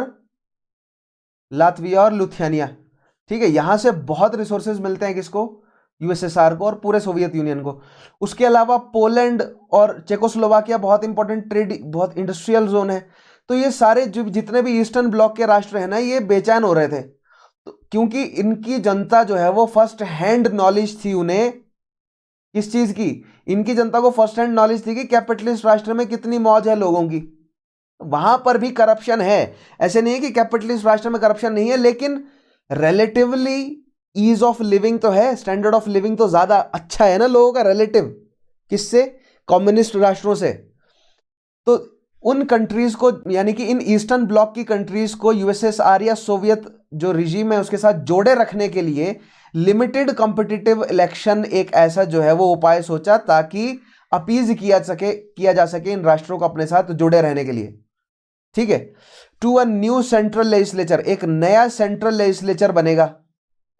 जो पुराना सेंट्रल लेजिस्लेचर है जो कि कम्युनिस्ट पार्टी का ही है बेसिकली मॉस्को में, उसकी जगह एक नया सेंट्रल लेजिस्लेचर आएगा। और दूसरी चीज, ही डिस्करेज्ड अल्कोहल। अब देखिए, जनता को अपीज करने के लिए, पहले तो ईस्टर्न ब्लॉक की कंट्रीज को अपीज करने के लिए लिमिटेड कॉम्पिटिटिव इलेक्शन लाया गया, अब जनता को अपीज करने के लिए अल्कोहल को बैन कर दिया कि थोड़ा सा जो है वो मोरल स्टैंस लिया जाए। On a massive scale which resulted in huge shortfall in state revenue. अब देखिए, सर्दी बहुत होती है वहां पर, ठीक है। अब सर्दी बहुत होती है तो पोटैटो बहुत उगता है, ठीक है, पोटैटो ही लगता है बेसिकली वहां पर। पोटैटो बहुत लगता है तो पोटैटो से शराब भी बनती है, और जो पोटैटो से बनने वाली शराब है उसको कहा जाता है वोदका। और सर्दियां बहुत होती है तो वहां के लोग जो है वो शराब का सेवन बहुत करते हैं, ठीक है। तो रशियन पॉपुलेशन अल्कोहल, तो कहने का मतलब शराब का सेवन बहुत होता है, तो वहां की इकोनॉमी का एक बहुत बड़ा हिस्सा शराब के बल पर चलता है, ठीक है, वोदका के बल पर चलता है। तो अगर आप वोदका को बंद कर देंगे, वोदका की ट्रेड को बंद कर देंगे, तो ट्रेड पर धक्का तो पड़ेगा ही, तो स्टेट रेवेन्यू का बहुत बड़ा झटका था। नेक्स्ट चीज जो प्रमोट करी गोर्बाचेव ने, उसको कहा जाता है पेरेस्ट्रोइका। ठीक है, सॉरी, पेरेस्ट्रोइका। पेरेस्ट्रोइका मतलब है रिकंस्ट्रक्टिंग, तो बेसिकली रिकंस्ट्रक्टिंग ही कर रहे हैं ना। गोर्बाचेव ने कहा क्या था कि जो चला आ रहा पुराना, जो पुराने कम्युनिस्ट हैं, कहां से, जो लेनिनिस्ट हैं, जो स्टालिन की आइडियोलॉजी को फॉलो कर रहे हैं, जो पुराने कम्युनिस्ट हैं, उनके चंगुल से, जिसको ओल्ड गार्ड कहा जाता है, उनके चंगुल से इकोनॉमी को थोड़ा बाहर निकालना है, ताकि इकोनॉमी जो है वो रिवाइव कर सके। किसकी? सोवियत यूनियन की। ठीक है, सो ही प्रमोटेड पेरेस्ट्रोइका, यानी रिस्ट्रक्चरिंग, रिस्ट्रक्चर करना शुरू किया उसने। किसको? एग्जिस्टिंग पॉलिटिकल और इकोनॉमिक ऑर्डर को। एंड ग्लासनोस्ट, ग्लासनोस्ट का मतलब एक ट्रांसपेरेंसी बनाई जाए। पहले क्या है, बहुत ज्यादा सीक्रेसी थी, जो मॉस्को ने कह दिया वो सभी सैटेलाइट नेशंस जो है यूएसएसआर के, उनको मानना पड़ता था। अब क्या है कि एक लिमिटेड कॉम्पिटिटिव इलेक्शन के तहत जो है वो अन्य ओपिनियंस को भी लाया गया, थोड़ी ट्रांसपेरेंसी बढ़ाई गई, जिसको ग्लासनोस्ट की पॉलिसी कहा गया। ये रशियन वर्ड्स हैं, ठीक है, ओपननेस या ट्रांसपेरेंसी के लिए। और रिस्ट्रक्चरिंग के लिए वर्ड है perestroika. Restructure the political and economic system to bring in more reforms and transparency in all institutions of polity and governance। ठीक है, समझते हैं हम ये बात। नाउ दिस लिबरलाइजेशन, तो बेसिकली हो क्या रहा है, लिबरलाइजेशन किया जा रहा है किसके द्वारा? गोर्बाचेव। तो आपके पास पॉइंट बनता है कि यूएसएसआर में लिबरलाइजेशन की शुरुआत किस यूएसएसआर के प्रीमियर ने करी? तो गोर्बाचेव आपके पास नाम होना चाहिए। ठीक है, However, fostered nationalist movements and ethnic disputes within Soviet Union। अब देखिए लिबरलाइजेशन हुआ, लिबरलाइजेशन के तहत बेसिकली हो क्या रहा है कि गोर्बाचेव चाहता है कि जो ईस्टर्न ब्लॉक है या अन्य जो इंडस्ट्रियलाइज नेशन है, जो कि यूएसएसआर को बहुत पैसा कमा कर देते हैं, उनकी जो सरकारें हैं, उनकी जो सोवियट्स हैं, वो यूएसएसआर के साथ जुड़ी रहें। ठीक है, सो दैट मीन्स उनको अपीज करना है। उनको अपीज करना है तो अन्य जो है वो दावेदार सरकार के उठकर खड़े हो जाते हैं। दैट मीन्स एथनिक डिस्प्यूट्स यहां पर उठ खड़े होते हैं। दैट मीन्स यानी कि मान लीजिए अगर आप रिलेटिव शक्ति दे रहे हैं, यानी कि एस्टोनिया को बोलने का मौका देंगे, और एस्टोनिया और लातविया की मान लीजिए पुरानी दुश्मनी है, तो एस्टोनियन और लातवियन लोग जो है वो आपस में लड़ना शुरू कर देंगे। मान लीजिए जो है वो रोमेनियन और बुल्गेरियंस की आपस में पुरानी लड़ाई है, इनका एथनिक डिस्प्यूट है, और अब आप इनको अगर बोलने की शक्ति दे रहे हैं तो ये आपस में लड़ना शुरू कर देंगे। तो एथनिक डिस्प्यूट्स उठ के खड़े हो गए। क्यों? क्योंकि पहले तो बोलने ही नहीं दिया जा रहा था, है ना, पहले तो बहुत कसकर पकड़ी हुई थी सबकी गर्दनें। लेकिन अब जब छूट दी गई तो जो एग्जिस्टिंग पुराने एथनिक डिस्प्यूट्स हैं वो भी उभर कर आ गए सामने। और वो एथनिक डिस्प्यूट्स क्यों हैं? क्योंकि अगर छूट दी गई है, दैट मीन्स मॉस्को में शक्ति का टेबल जो है वो खुला है। वहां तक पहुंचने के लिए जो है वो एक दूसरे को दबाना बहुत इंपॉर्टेंट है। मान लीजिए रोमेनिया की जो भी सोवियत है वो चाहती है मॉस्को में हमें रिप्रेजेंटेशन मिले, तो उन्हें बुल्गारिया को दबाना जरूरी हो जाएगा। ठीक है, एस्टोनिया चाहता है कि मॉस्को में हमें रिप्रेजेंटेशन मिले, तो उन्हें लातविया लिथुआनिया को दबाना जरूरी हो जाएगा। पोलैंड चाहता है कि सबसे सशक्त हम बन जाएं, तो चेकोस्लोवाकिया और बाल्टिक कंट्रीज सबको कंट्रोल करना पड़ेगा। समझ रहे हैं आप? नाउ नेक्स्ट बढ़ते हैं। Now it also led indirectly to the revolutions of 1989। 1985 के बाद 1989 में जाकर रेवोल्यूशंस शुरू हुई। और ये जो 1989 की रेवोल्यूशंस क्या है? ये वही रेवोल्यूशंस हैं जो 1985 की ढील के कारण बनी। क्यों? क्योंकि जो बाल्टिक कंट्रीज हैं, ठीक है, पोलैंड है, उसके अलावा रोमेनिया, बुल्गारिया है, ये सब राष्ट्र जो है वो फर्स्ट हैंड कैपिटलिस्ट राष्ट्रों में जो भी चल रहा है, जो भी वहां की जनता रिलेटिव जो है वो इकोनॉमिक सेफ्टी या जो भोग विलास भोग रहे हैं वो, राइट, बेसिकली कहने का मतलब लाइफस्टाइल उनका बेटर है। ठीक है, सो जनता ने जब उनका लाइफस्टाइल देखना शुरू किया तो यही डिसाइड किया कि हमें भी वही चाहिए, तो रेवोल्यूशन करना शुरू कर दिया कि हमें रिफॉर्म्स अगर आप ला रहे हो तो पूरे रिफॉर्म्स लाओ। ठीक है, अगर आपने इलेक्शंस करवाए हैं तो वो लिमिटेड क्यों हैं? अगर इलेक्शंस करवाए जा रहे हैं तो वो ओपन हो। ठीक है, लिमिटेड इलेक्शन की जगह जो है वो कंप्लीट डेमोक्रेटिक नॉर्म्स पर आप इलेक्शंस करवाइए। ठीक है, which Soviet impose socialist regimes of the Warsaw Pact. Warsaw Pact के साथ जुड़े हुए जितने भी राष्ट्र हैं, मैंने आपको बताया ईस्टर्न ब्लॉक पूरा का पूरा, ठीक है, were toppled almost all of them peacefully, which in turn increased pressure on Gorbachev to introduce greater democracy and autonomy for the Soviet unions constituent republic. देखिए वॉर्सा पैक्ट में क्या कहा गया था कि मिलिट्री अलायंस देंगे, लेकिन आपको जो है वो वॉर्सा पैक्ट के दौरान वॉर्सा पैक्ट के अंतर्गत जितने भी राष्ट्र हैं वो केवल आपस में ट्रेड करेंगे। 1989 की रेवोल्यूशन के तहत वॉर्सा पैक्ट के अंदर जितनी भी ईस्टर्न ब्लॉक की कंट्रीज हैं, शुरुआत में पोलैंड, ठीक है, उनको फॉलो करते हुए Estonia, Latvia, Lithuania, Romania, Bulgaria, ये सब जो है वो वॉर्सा पैक्ट से बाहर निकल गए। वॉर्सा पैक्ट से बाहर निकल गए, दैट मीन्स अब ये वेस्टर्न कैपिटलिस्ट राष्ट्रों के साथ इन्होंने ट्रेड करना शुरू कर दिया। अगर वो वेस्टर्न कैपिटलिस्ट राष्ट्रों के साथ ट्रेड कर रहे हैं, बीइंग अ सोशलिस्ट कम्युनिस्ट राष्ट्र, तो ये यूएसएसआर के लिए या गॉर्बाचेव के लिए खतरा ये है कि कहीं ऐसा ना हो कि ये पूरी तरह से डेमोक्रेटिक स्ट्रक्चर में कन्वर्ट हो जाए और यूएसएसआर के कंट्रोल से बाहर निकल जाए। और यूएसएसआर, देखिए यूएसएसआर बीच में बैठा है और एस्टोनिया, लातविया, लुथियानिया, पोलैंड, जितनी भी बुल्गारिया, चेकोस्लोवाकिया, रोमेनिया, इस साइड कजाकिस्तान, तुर्कमेनिस्तान, जहां से इन सभी राष्ट्रों से इकोनॉमी का फ्लो सेंटर कहां पर है, मॉस्को में है ना, सब फायदा कहां पहुंच रहा है, मॉस्को को पहुंच रहा है ना। सो अगर एक एक राष्ट्र जो है वो अपनी इकोनॉमी को अगर आजाद कर लेंगे तो मॉस्को की क्या हो जाएगी, इकोनॉमिक कमर टूट जाएगी, ठीक है, जो कि गॉर्बाचेव चाहता नहीं है। वो रिफॉर्म चाहता है, लेकिन वो चाहता है कि यूएसएसआर की सेंट्रल अथॉरिटी बनी रहे, रिफॉर्म आए लेकिन इतनी तेजी से ना आए कि बिखर जाए पूरा सिस्टम। और जब रिफॉर्म आने लगा तो ये जो ईस्टर्न ब्लॉक की कंट्रीज है, इनको ऐसा लगा कि रिफॉर्म आ रहा है तो हम पूरे के पूरे ही क्यों ना आजाद हो जाएं, क्योंकि वो परेशान है। वो 45 से वॉर्सा पैक्ट के बाद तो वो फंस गए हैं उल्टा, क्योंकि ना ही वो कैपिटलिस्ट राष्ट्रों की तरह कमा पा रहे हैं और ना ही जो कम्युनिज्म ने उनको प्रॉमिस किया था कि आपकी इकोनॉमी दुरुस्त होगी, वहां भी नहीं हो रहा, ठीक है। देखिएगा, it also led indirectly to revolutions of 1989 in which Soviet imposed socialist regime of the Warsaw Pact were toppled। toppled यानी कि ये जो सोशलिस्ट रिजीम्स हैं ये वॉर्सो पैक्ट को छोड़कर अपने आप को इन्होंने वॉर्सो पैक्ट से बाहर निकाल लिया। ऑलमोस्ट ऑल ऑफ देम, कौन कौन सी, ये जो पूरा ईस्टर्न ब्लॉक की कंट्रीज जो मैं आपको बता रहा हूं, which in turn increased pressure on Gorbachev to introduce greater democracy. अब देखिए गॉर्बाचेव को पहले ही पता था कि ये जो ईस्टर्न ब्लॉक की कंट्रीज हैं ये हमारे हाथ से छूट ना जाए, इसीलिए तो उसने रिलेटिव जो है वो थोड़ी सी क्या करी थी, डेमोक्रेसी या मतलब थोड़ी सी छूट उसने प्रोवाइड करी थी, डिसेंट्रलाइज करी थी अथॉरिटी।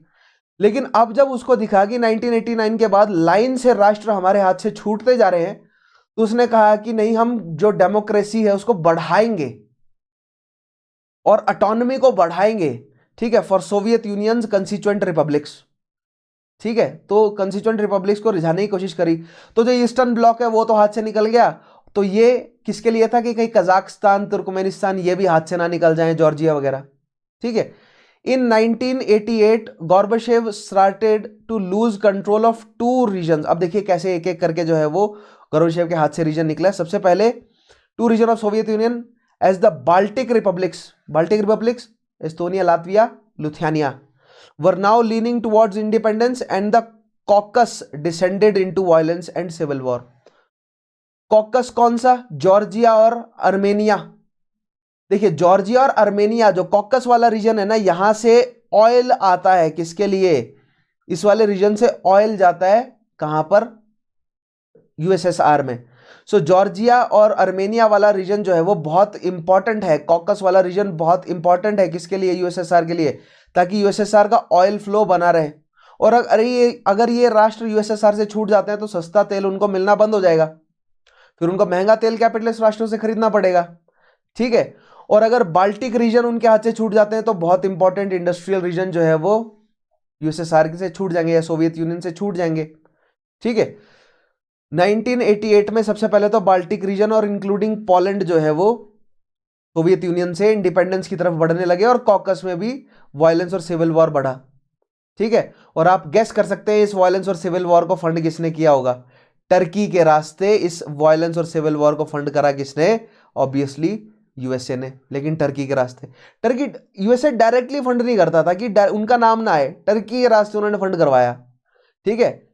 अफगानिस्तान में वो सऊदी के रास्ते फंड करवा रहे हैं, नाउ अफगानिस्तान इराक में इन जुलाई 1988 Gorbachev won the backing of tired delegates for his last minute proposal to create a new supreme legislative body called the Congress of People Dispute। पहले एक सुप्रीम क्या थी, सोवियत थी, जो कि मॉस्को में बैठती थी, ठीक है। अब उसकी जगह एक दूसरी सुप्रीम सोवियत जिसका नाम कांग्रेस ऑफ पीपल्स डेप्यूटीज रखा गया, जिसके जो कि बहुत ज्यादा जो है वो डेमोक्रेटिक नॉर्म्स पर बनाई जाएगी और ऑटोनॉमी जो है वो बांटने की घोषणा की गई कि जो देश जो है वो कांग्रेस ऑफ पीपल डेप्यूटीज के साथ जुड़ेगा उनको काफी हम ऑटोनॉमी प्रोवाइड करेंगे। तो जो कजाकिस्तान, तुर्कमेन यानी जो सेंट्रल एशियाटिक कंट्रीज हैं ये तो जुड़ने को तैयार हो गई। क्यों? क्योंकि इनकी इकोनॉमी जो है वो बर्बाद थी। तो इनको ये लगा कि चलो यूएसएसआर के रास्ते हमें कुछ तो मिलेगा। लेकिन जो बाल्टिक कंट्रीज हैं या जो अन्य ईस्टर्न ब्लॉक की कंट्रीज हैं ये कांग्रेस ऑफ पीपल डेप्यूटीज के साथ जुड़ने में थोड़ा ना नुकर कर रही थी, वहां पर जुड़ना नहीं चाहती थी। क्यों? क्योंकि इनको दिख गया था कि अगर हम इंडिपेंडेंट कर लेते हैं अपने आप को और अगर ओपन मार्केट और कैपिटलिस्ट इकोनॉमी के साथ जोड़ लेते हैं तो हमें अब यूएसएसआर की जरूरत नहीं पड़ेगी। ठीक है, आगे बढ़ते हैं। इससे फ्रस्ट्रेशन किसकी बढ़ी है? ओल्ड गार्ड की।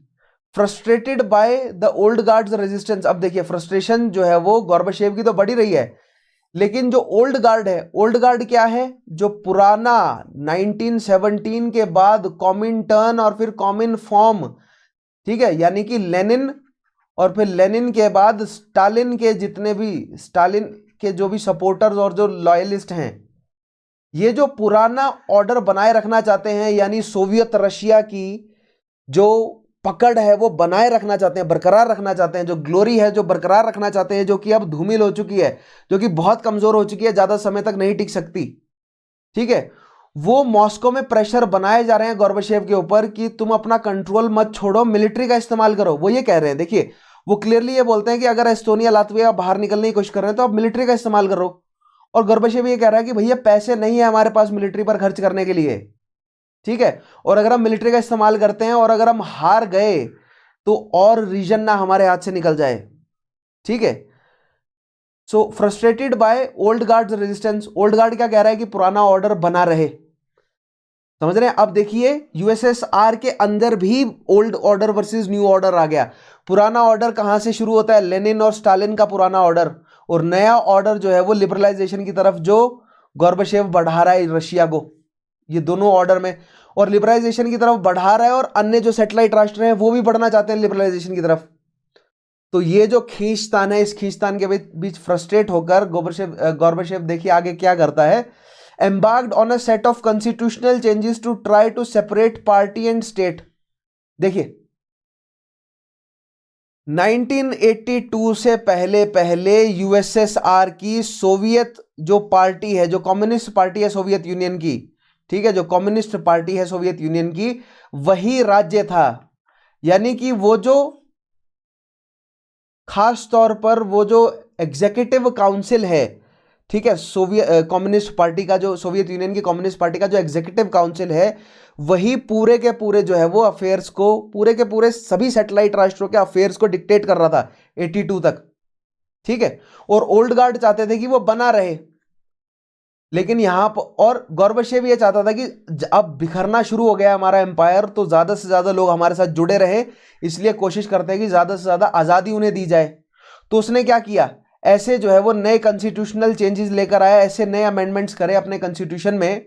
1977 में जो है वो, चलो कॉन्स्टिट्यूशन की बात करेंगे, 77 में वैसे कॉन्स्टिट्यूशन अडॉप्ट किया था एक और। तो ऐसे नए कॉन्स्टिट्यूशनल चेंजेस लाए गए जिससे पार्टी को सेपरेट कर दिया गया राज्य से, पार्टी का इन्फ्लुएंस राज्य पर ना रहे, बीजेपी का इन्फ्लुएंस भारत सरकार पर ना रहे, ऐसा होना चाहिए, है ना। गवर्नमेंट ऑफ इंडिया अलग है और बीजेपी जो है वो एक पार्टी है जो कि गवर्नमेंट ऑफ इंडिया को चला रही है। तो ऐसा ना हो कि BJP he government of India बन जाए, जो कि यूएसएसआर में था कि जो कम्युनिस्ट पार्टी है वही गवर्नमेंट है। तो पार्टी और स्टेट में जो है वो, क्योंकि बहुत सारे लोग भारत में आज ये मानना शुरू कर दिए हैं कि बीजेपी ही गवर्नमेंट है इंडिया की। नहीं, बीजेपी एक पार्टी है जो भारतीय गवर्नमेंट को चला रही है, भारतीय गवर्नमेंट बीजेपी नहीं है। या उससे पहले मान लीजिए कांग्रेस की सरकार, वो भारतीय सरकार को चला रही थी, वो भारतीय सरकार नहीं थी। ठीक है, तो पार्टी और स्टेट में डिफरेंशिएशन होना बहुत अनिवार्य है, अदरवाइज टोटलिटेरियन रिजीम आ जाता है, अदरवाइज डिक्टेटरशिप एस्टेब्लिश हो जाती है, जो कि चल भी रही थी रशिया में और आज भी है ही almost. And thereby isolate its conservative party from opponents. ठीक है, कंजर्वेटिव पार्टी को अलग किया जाए ओपोनेंट से। ओपोनेंट कौन है? ओपोनेंट ये जो ईस्टर्न ब्लॉक के जो राष्ट्र है, यहां पर जो अन्य सोशलिस्ट पार्टीज हैं, उससे पुरानी जो सोशलिस्ट पार्टी है, जो पुराना जो कॉमिनफॉर्म है, इसको डिसॉल्व कर दिया गया, लेकिन कॉमिनफॉर्म के जो लीडर्स हैं उनका इन्फ्लुएंस सोवियत पर बना हुआ है, खासतौर पर मॉस्को में बना हुआ है। उसके खिलाफ जो ओपोनेंट्स उठकर खड़े हुए हैं ईस्टर्न ब्लॉक में, उनके बीच में जो है वो एक डिफरेंस आए, ताकि ये जो कंजर्वेटिव लीडर्स हैं वो अब स्टेट अफेयर्स को इन्फ्लुएंस ना कर सके, ऐसा चाहता था गोर्बाचेव। ठीक है, नाउ द सुप्रीम सोवियत कहां बैठती है? मॉस्को में। ठीक है, Supreme Soviet during its November session implemented amendments to the 1977 Soviet constitution. देखिए, सोवियत कॉन्स्टिट्यूशन, तीसरा सोवियत कॉन्स्टिट्यूशन 1977 में एस्टेब्लिश हुआ था। ठीक है, उसमें अमेंडमेंट लाए गए नवंबर में। ठीक है, enacted a law on electoral reform and set the date to election for March 26, 1989। ये 1988 की बात है। नवंबर 1988 में ये अमेंडमेंट किया गया कि नए जो है वो इलेक्शन होंगे मार्च 26, 1989 में। और इलेक्शन कैसे होंगे? वो इलेक्शन जो है वो कॉम्पिटिटिव इलेक्शन होंगे, यानी मल्टी पार्टी इलेक्शन होगा। ठीक है, और कोशिश की जाएगी कि जो पुराना ऑर्डर है वो खत्म हो और नया ऑर्डर, खत्म नहीं कहने मतलब कमजोर हो और थोड़ा सा जो है वो इकोनॉमी रिकवर हो। ठीक है, किसकी? रशिया या सोवियत यूनियन की। और नवंबर 29, 1988, अब देखिए यहां पर इसका एग्जाम्पल कैसे मिला। अब वेस्ट को कैसे पता चला कि यूएसएसआर जो है वो कैपिटलिज्म की या कैपिटलिज्म को कुछ हद तक अपनाने के लिए तैयार है? इसका एग्जाम्पल मिला हमें नवंबर 29, 1988 को, जब Soviet Union ceased to jam all foreign radio stations. Soviet Union में बाहर का कोई भी रेडियो स्टेशन नहीं चलता था, लेकिन बहुत इंपॉर्टेंट डेट है, याद रखिएगा, नवंबर 29, 1988 में सोवियत यूनियन में अन्य राष्ट्रों के रेडियो स्टेशंस चलना शुरू हुए, allowing Soviet citizens for the first time to have unrestricted access to the news source beyond Communist party control.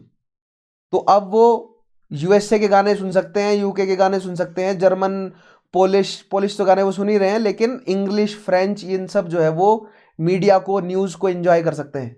कब? 29 नवंबर 1988 के बाद। So this step served as a symbol.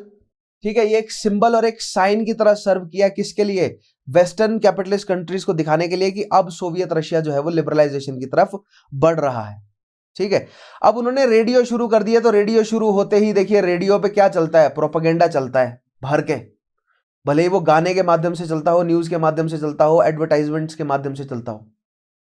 So western capitalist propaganda अब किस में चलना शुरू हुआ? यूएसएसआर में। सो यूएसएसआर की जनता सुनने लगी कि अच्छा, ये लोगों को इतनी आज़ादी है ख्यालातों की कि ये प्यार मोहब्बत के बारे में या सरकार को क्रिटिसाइज करने के बारे में या इंडस्ट्री सेटअप करने के बारे में, बिजनेस सेटअप के बारे में, या अपने विचारों को इतना खुलकर रख रहे हैं, सरकार को इतना खुलकर क्रिटिसाइज कर रहे हैं।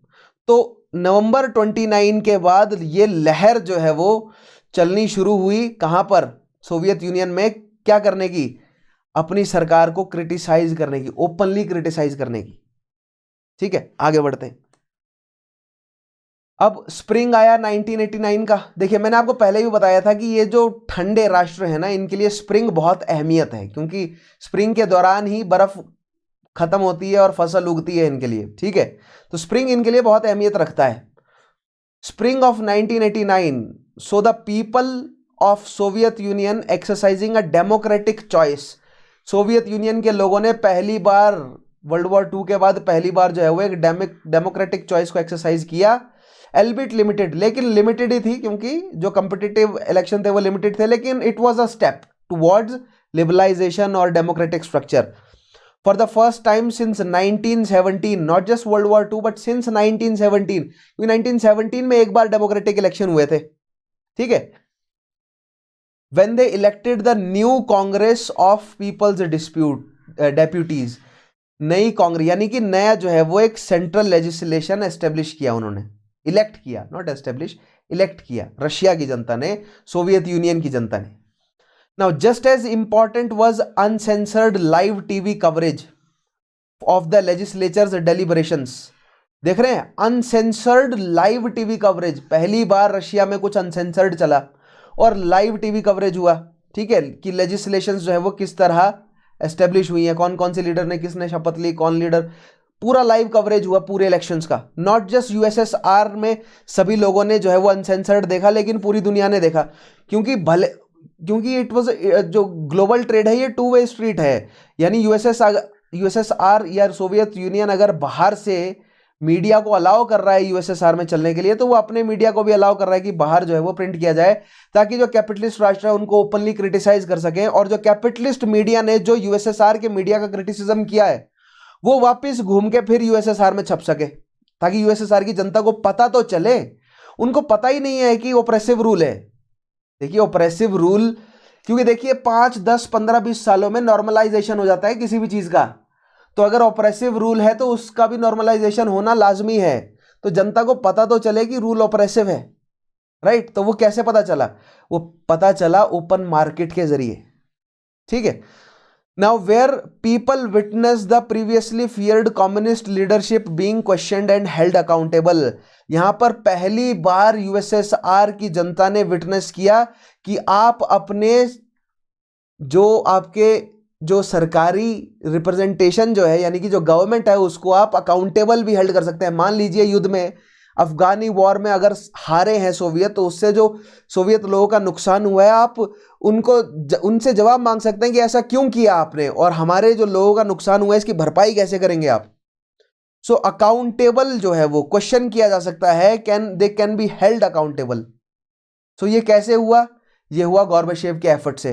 सो दैट मीन्स आप मान सकते हैं कि जो लिबरल जनता थी यूएसएसआर की, उनके बीच गॉर्बाचेव की जो है वो पॉपुलैरिटी बढ़ती गई होगी, और जो कंजर्वेटिव जनता है वो गॉर्बाचेव का चाहते थे कि इनका तो सर खलम करके चौराहे पर टांग दिया जाए, है ना। नाउ दिस एग्जाम्पल, अब देखिए अगर यूएसएसआर में ओपन इलेक्शन हुए, यूएसएसआर में अगर यूएसएसआर की जो सोवियत, जो कि सुप्रीम जो उनकी क्या बोलते हैं सोवियत है, उसको चैलेंज करने का ट्रेंड एस्टेब्लिश हुआ, तो सैटेलाइट राष्ट्रों में भी ऐसा होने शुरू हुआ। This example fuelled a limited experiment with democracy in Poland. सबसे पहले 1988, याद रखेंगे, डेमोक्रेसी सबसे पहले 1988 पोलैंड में, which quickly led to the toppling of communist government in Warsaw that summer, which in turn sparked uprising that overthrew communism in other 5 Warsaw Pact countries: Estonia, Latvia, Lithuania, Romania और Bulgaria. इन सभी countries ने जो है वो Warsaw pact से अपने आप को बाहर निकाल लिया। और 1989 उसी सेम ईयर जो है वो बर्लिन वॉल भी गिरा दी गई थी। दैट मीन्स बर्लिन में, ईस्टर्न बर्लिन और वेस्टर्न बर्लिन में जो बर्लिन शहर जो बांट दिया गया था वो भी बंद कर दिया गया। और धीरे धीरे देखिए चेकोस्लोवाकिया ने तो आयरन कर्टन को तोड़ ही दिया था उससे पहले। पोलैंड, एस्टोनिया, लातविया ने भी आयरन कर्टन से बाहर निकाल लिया अपने आप को। आयरन कर्टन, आई होप आपको समझ आ रहा होगा कि क्या है। आगे बढ़ते हैं।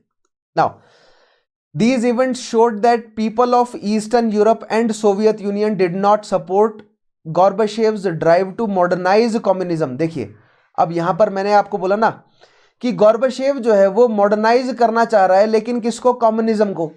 तो यहां पर कुछ जो यूएसएसआर के विद इन जो लिबरल लोग हैं वो गोर्बाचेव का सपोर्ट भी कर रहे होंगे, जो कंजर्वेटिव है वो गोर्बाचेव का विरोध भी कर रहे होंगे, लेकिन एक बहुत बड़ा सेक्शन पॉपुलेशन का, खास तौर पर ईस्टर्न ब्लॉक का ऐसा पॉपुलेशन है जो ये चाहता था कि कम्युनिज्म को मॉडर्नाइज नहीं करना, आप रिफॉर्म ना करो, आप पूरा का पूरा जो है वो बदलना पड़ेगा आपको, यानी कि आपको जो है वो कंप्लीट डेमोक्रेटिक स्ट्रक्चर लाना पड़ेगा। आपने जो है लिमिटेड इलेक्शंस करवाए, बहुत अच्छा किया, लेकिन अब कंप्लीट डेमोक्रेटिक स्ट्रक्चर लाना है, ठीक है।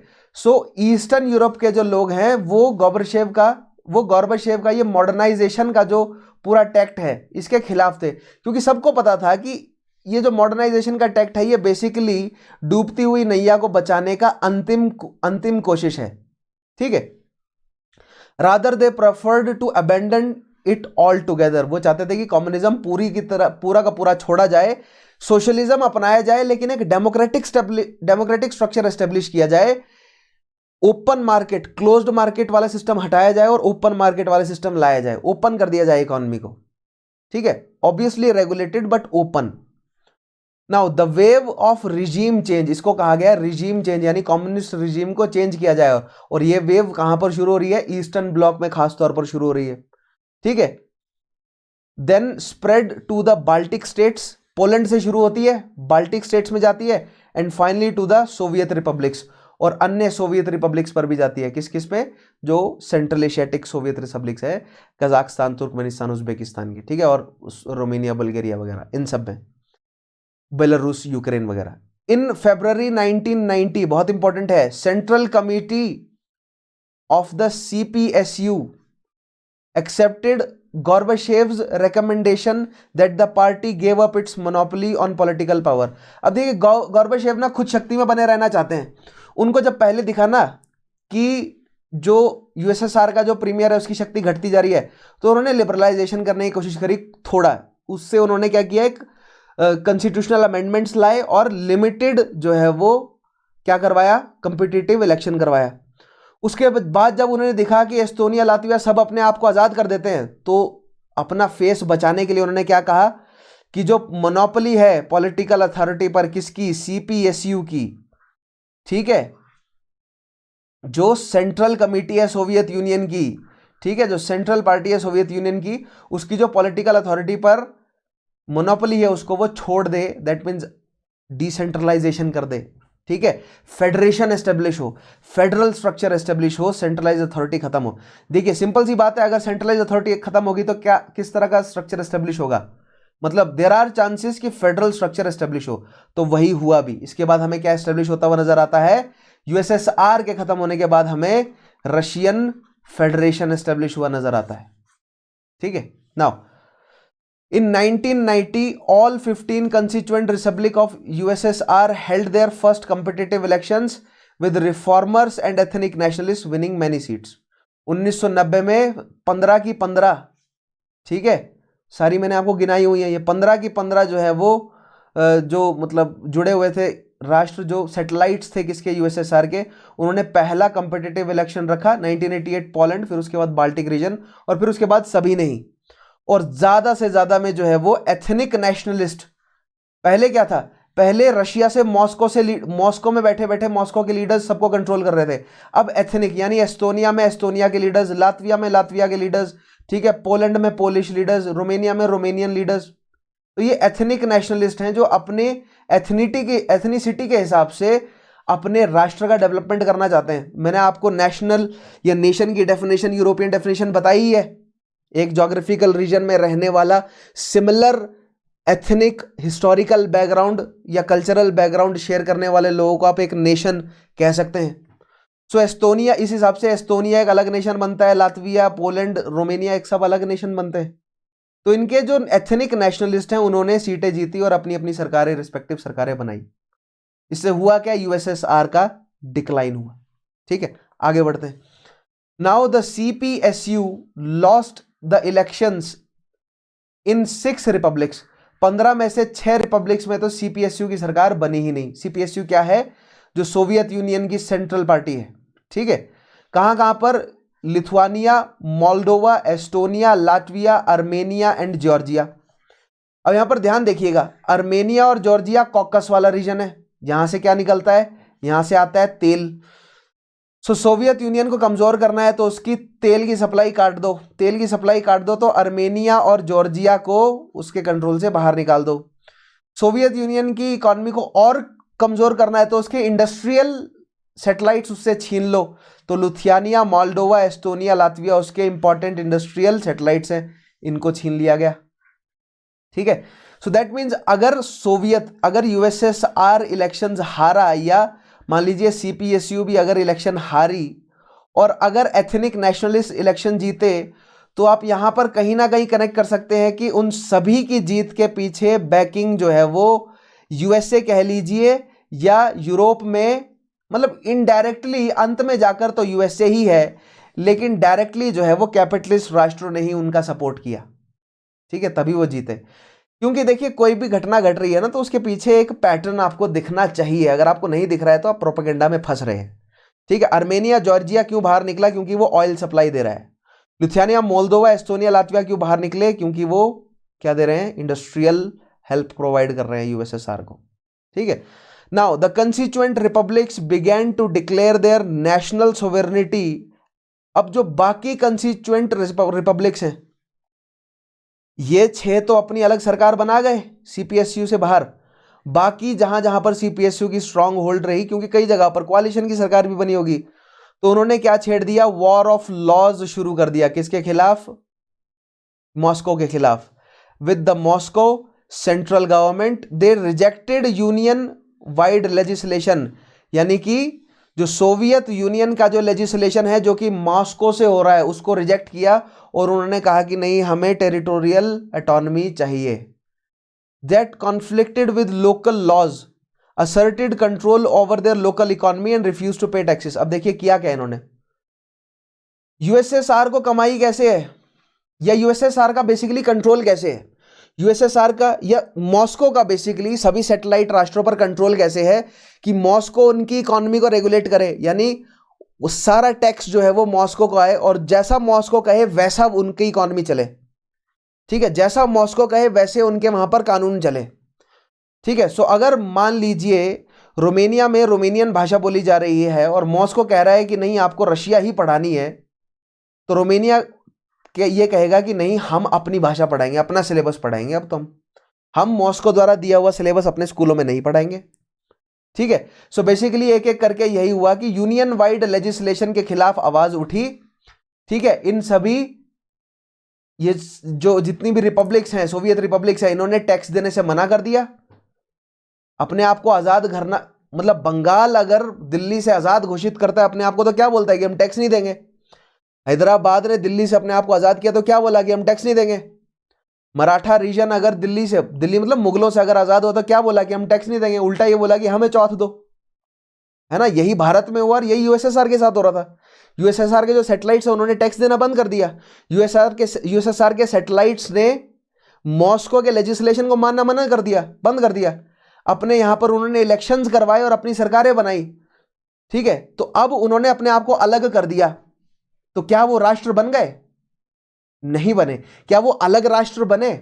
नहीं बने, क्योंकि अलग राष्ट्र तब है जब अन्य देश उनको रिकॉग्निशन प्रोवाइड करें, यानी यूएसए यूके जैसे बड़े राष्ट्र अगर अब इन्होंने अपनी तरफ से तो यूएसएसआर से या मॉस्को से आजाद कर लिया अपने आप को, तो ये एक अलग राष्ट्र के तौर में तभी कहलाएंगे जब अन्य बड़े राष्ट्र इनको रिकॉग्निशन प्रोवाइड करेंगे, रिकॉग्नाइज करेंगे इन्हें एज एन इंडिपेंडेंट नेशन।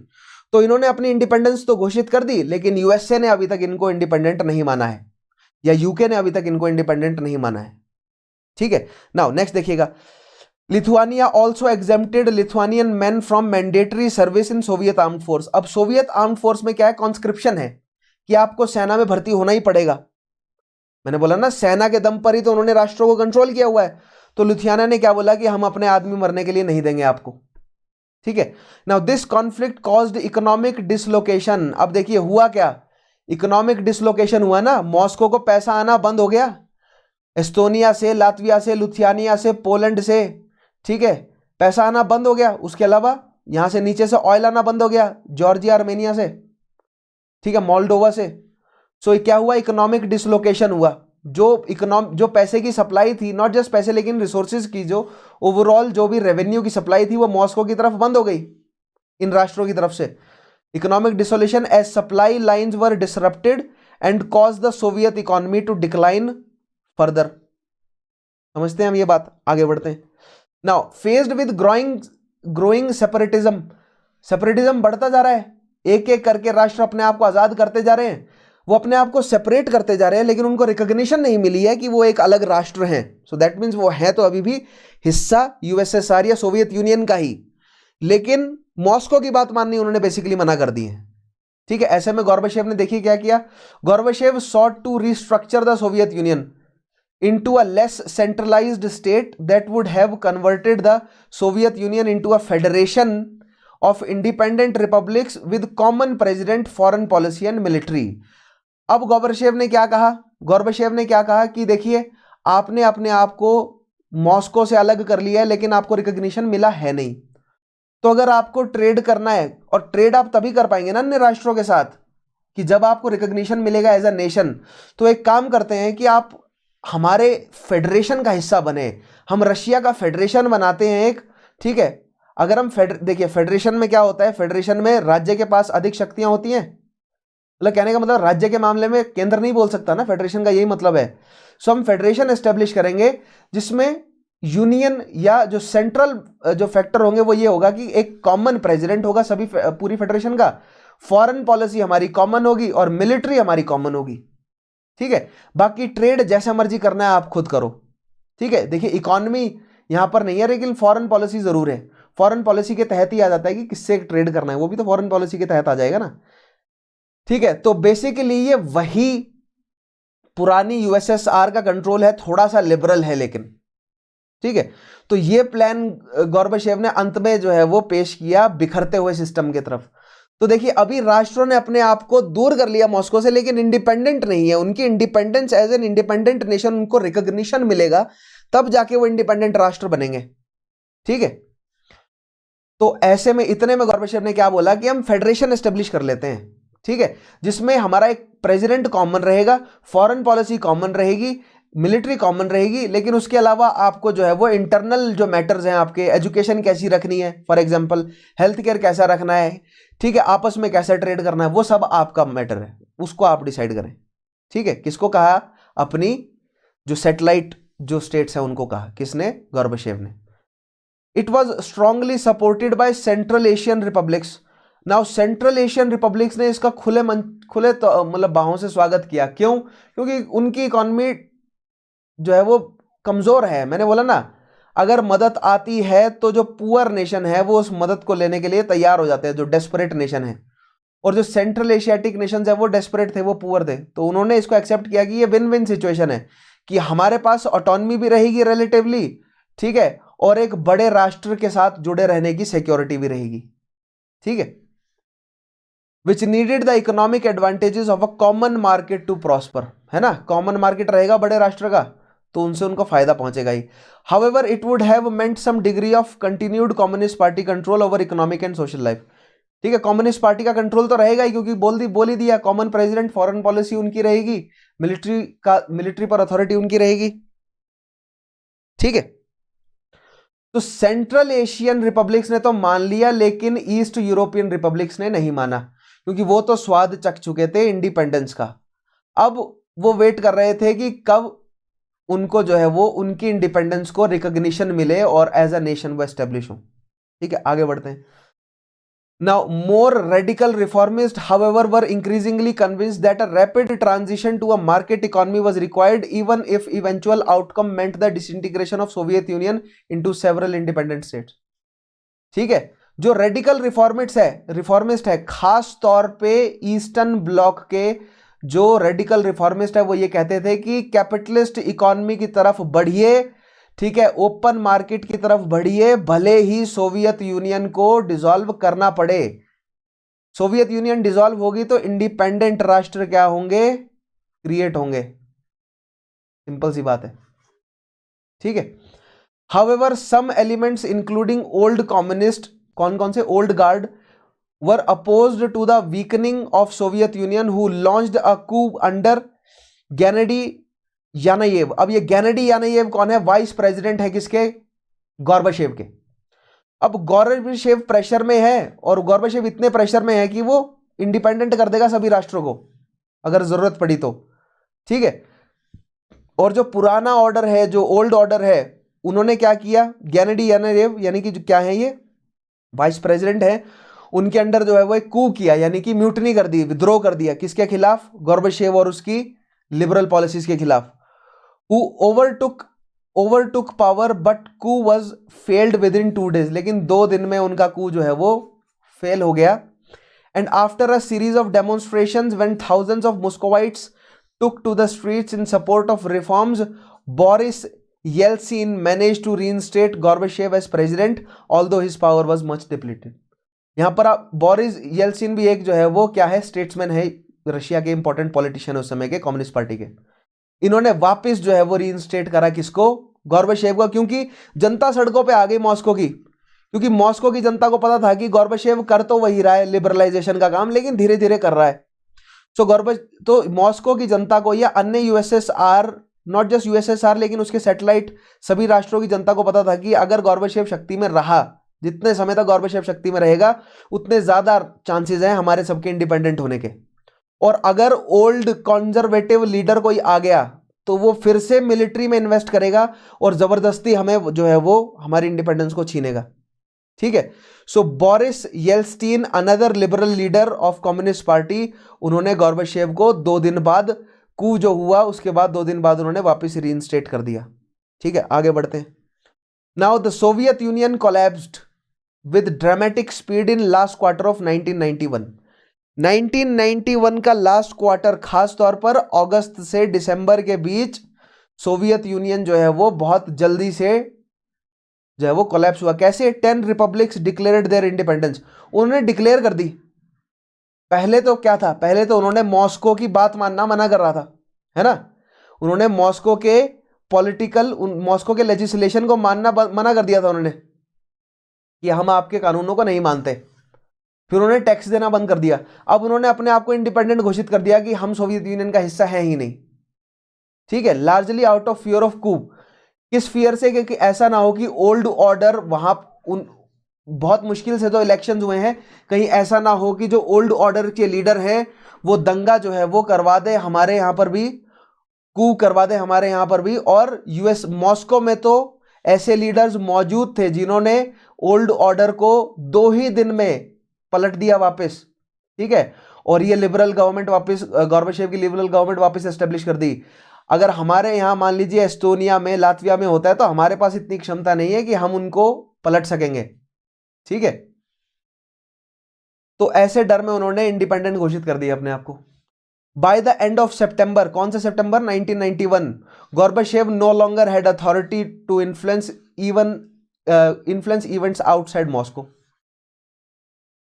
सितंबर तक आते आते मॉस्को के बाहर किसी भी, यानी रशिया के बाहर किसी भी कंट्री पर कंट्रोल रशियन जो सोवियत है उसका नहीं रहा।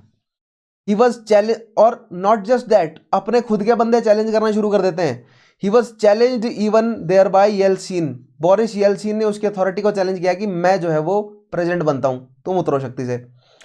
Who had began taking over what remained of the Soviet government including the Kremlin। उसने मॉस्को में क्रेमलिन आप मान सकते हैं कि मॉस्को की बिल्कुल बीच में है मॉस्को की, और मॉस्को की जो मतलब जो सरकार है वो यहीं बैठती है, जो क्या बोलते हैं जो काउंसिल सोवियत है वो यहीं बैठती है क्रेमलिन में। तो बोरिस ने जो है वो क्रेमलिन पर कंट्रोल करने की कोशिश करी। On the night of December 25, अब है वो रात आती है जब फाइनली सोवियत यूनियन खत्म हुआ। On the night of December 25, after Gorbachev left the Kremlin, Gorbachev ने क्रेमलिन को छोड़ा अंतिम बार, the Soviet flag was lowered for the last time. अंतिम बार जो है वो सोवियत फ्लैग, क्योंकि देखिए शाम को दिन ढलते ही जो है वो झंडा उतार लिया जाता है, सोवियत फ्लैग को अंतिम बार कब उतारा गया याद रखेंगे आप, 25 दिसंबर 1991। ठीक है, एंड द रशियन ट्राइकलर, और रशियन तिरंगा जो है वो was raised in its place at 11:40 PM, symbolically marking the end of Soviet Union. So 25 दिसंबर की रात 11:40 बजे जो है वो सोवियत यूनियन फाइनली खत्म होता है। ठीक है, अब अंत में देखिएगा गोर्बाचेव ने क्या कहा। In his parting words he defended his record on domestic reform and detente का मतलब जो बदलाव लाया, वो रेडिकल जो चेंज लाया, but considered the old system collapsed before a new one had time to start working. Gorbachev ने यह कहा कि बहुत जल्दी में हमने सोवियत यूनियन को खत्म कर दिया है, उसकी जगह जो फेडरल स्ट्रक्चर जो मैं लाना चाहता था वो आया ही नहीं, क्योंकि ये फेडरल स्ट्रक्चर भले ही अन्य सैटेलाइट राष्ट्र दूर हो जाए, लेकिन विद इन रशिया ये फेडरल स्ट्रक्चर तो मजबूती से आना चाहिए। सो गोर्बाचेव का डर यह था कि कहीं ऐसा ना हो कि रशिया में ही सिविल वॉर छिड़ जाए, क्योंकि अगर रशिया में कोई सेंट्रलाइज अथॉरिटी नहीं है सोवियत यूनियन के बाद, तो सिविल वॉर छिड़ने की चांसेस बढ़ जाते हैं, है ना। तो यही जो है वो चिंता जताई भी गोर्बाचेव ने। The old system collapsed before the new one had time to start working. अब आपको यहां पर ध्यान देना है, ठीक है। जो कम्युनिस्ट सिस्टम है, इकोनॉमिक सिस्टम है, वो कैपिटलिस्ट सिस्टम के मुकाबले नया सिस्टम था, ठीक है। तो जब हम कैपिटलिस्ट कम्युनिज्म की बात करते हैं, तो हम कैपिटलिज्म को पुराना ऑर्डर और कम्युनिज्म को नया ऑर्डर मानते हैं और उनके बीच का कॉन्फ्लिक्ट है। लेकिन जब हम कम्युनिज्म की बात करते हैं, स्पेसिफिकली यूएसएसआर की बात करते हैं, तो यूएसएसआर के विद इन यूएसएसआर ऐसा जो पॉलिटिकल सेक्शन निकल कर आ रहा था जो कम्युनिज्म को रिवाइव करना चाहता था, जो कम्युनिज्म को जो है वो थोड़ा सा लिबरल बनाना चाहता था, जो सोशलिज्म को थोड़ा सा कैपिटलिज्म के साथ जोड़कर ज्यादा एफिशिएंट बनाना चाहता था, उसका और पुराने तरीके का जो कम्युनिज्म है, जो लेनिन और स्टालिन द्वारा एस्टेब्लिश किया गया था, उनके बीच का जो डिस्प्यूट है वो भी एक old order versus new order है। So within communism, within USSR भी हमें new order versus old order नजर आया, ठीक है। और यूएसए वर्सेस यूएसएसआर तो है ही new order versus old order, ठीक है। On that same day the president of United States George H.W. Bush held ये जॉर्ज डब्ल्यू बुश नहीं है, उनके पिताजी हैं, ठीक है।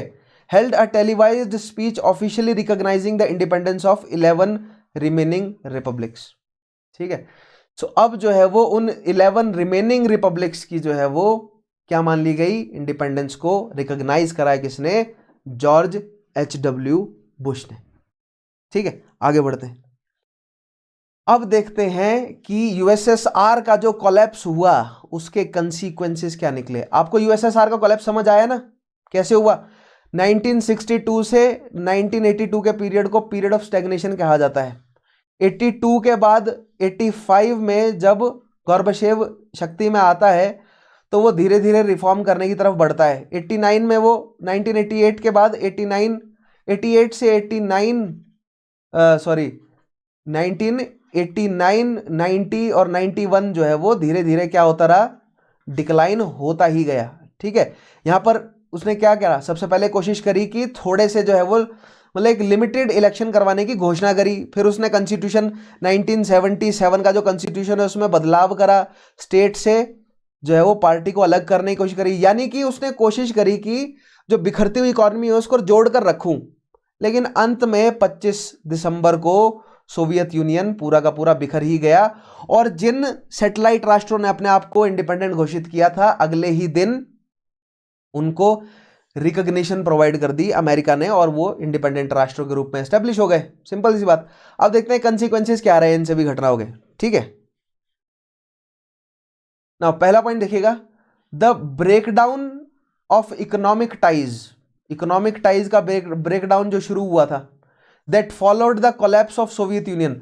तो अगर सोवियत यूनियन का कोलैप्स क्यों हुआ है, तो आप कहेंगे कि सोवियत यूनियन की इकोनॉमिक टाइज टूट गए थे उसके खुद के ही सैटेलाइट राष्ट्रों के साथ, खासतौर पे बाल्टिक और कॉकस रीजन के जो राष्ट्र हैं, ठीक है, जो 5 राष्ट्र हैं, 6 राष्ट्र, एस्टोनिया, लातविया, लिथुआनिया, मोल्डोवा और जॉर्जिया और आर्मेनिया, ठीक है। यहां से उसकी इकोनॉमिक टाइज टूटने शुरू हुए थे और यहां से कमजोरी बढ़ी थी और खासतौर पर युद्ध में जो खर्चा हुआ था वहां पर भी led to a severe economic crisis and catastrophic fall in living standards in post-Soviet states and former Eastern Bloc, which was even worse than Great Depression. अब देखिए, यूएसएसआर या सोवियत यूनियन तो खत्म हुआ, उसके बाद इकोनॉमिक टाइज टूटे क्योंकि सोवियत यूनियन ने सभी सोवियत राष्ट्रों को जोड़ रखा था, तो किसी हद तक ऑर्डर तो था ही, लेकिन जैसे ही वो राष्ट्र टूटे तो इकोनॉमिक डिसऑर्डर फैल गया एकदम से। वो जो इकोनॉमिक डिसऑर्डर फैला तो उससे एलिट्स को तो फायदा हुआ, लेकिन जो आम जनता है उनके स्टैंडर्ड ऑफ लिविंग में बहुत कमी आई। इतनी ज्यादा कमी आई कि कहा गया है कि जो ग्रेट डिप्रेशन था 1929, उस दौरान जो स्टैंडर्ड ऑफ लिविंग घटा था उससे ज्यादा स्टैंडर्ड ऑफ लिविंग घट गया, यानी कि लोग सड़कों पर रहने के लिए मजबूर हो गए। लोग पलायन करते थे, ठीक है, पलायन बढ़ गया, माइग्रेशन बढ़ गया, भुखमरी बढ़ गई, क्राइम बढ़ गया, तो स्टैंडर्ड ऑफ लिविंग बेसिकली घटा है। After the fall of Soviet union, ठीक है। लेकिन उसके बाद धीरे धीरे जीडीपी ग्रो करी है रशिया की, ऐसा नहीं है। Poverty and economic inequality surged between 1988 से 1989 एंड 1993 से 1995। ये कहां से पता चला हमें जीनो रेशो से। जीनो रेशो क्या है? बेसिकली एक स्टडी होती है प्रॉस्पेरिटी की, कि लोग जो है वो कितना प्रॉस्पर लाइफस्टाइल जी रहे हैं, ठीक है। increased by average of 9 points for all former socialist countries.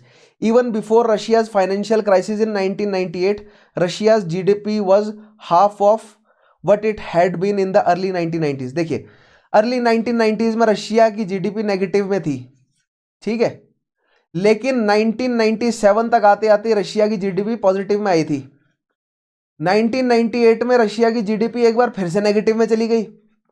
इसको कहा गया फिर से रशिया का फाइनेंशियल क्राइसिस ऑफ 1998। फिर उसके बाद रशिया की जीडीपी 98 के बाद रशिया की जीडीपी ग्रो करना शुरू हो गई और 10% तक पहुंची 2000 तक। फिर उसके बाद फिर से डिक्लाइन हुई, बूम आया फिर से।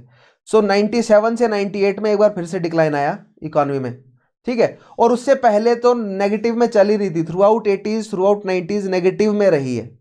98 में नेगेटिव में चली गई थी, 97 में थोड़ा सा पॉजिटिव में आई, 98 में फिर नेगेटिव में चली गई, 98 के बाद 2000 तक पॉजिटिव में आई जीडीपी। किसकी? रशिया की। Now in a letter dated December 24, 1991, Boris Yeltsin the president of Russian Federation informed the United Nations secretary general, ठीक है। यूनाइटेड नेशन के सेक्रेटरी जनरल को कहा बोरिस येल्सिन ने, ठीक है। अब देखिए, ध्यान दीजिएगा, गॉर्बाचेव शक्ति से उतरे तो प्रेसिडेंट कौन बने? बोरिस। कब तक बोरिस शक्ति में रहे? बोरिस तब तक प्रेसिडेंट बने रहे जब तक पुतिन शक्ति में नहीं आए। सो आजाद जो रशिया है, आजाद रशिया नहीं कहने का मतलब, after the fall of USSR दो ही प्रेसिडेंट अभी तक रशिया ने देखे हैं, बोरिस और पुतिन, ठीक है। सो बोरिस, क्योंकि ये बात क्लियर हो गई थी, गॉर्बाचेव के बाद प्रेसिडेंट कौन बनने वाले हैं? बोरिस बनने वाले हैं, ठीक है।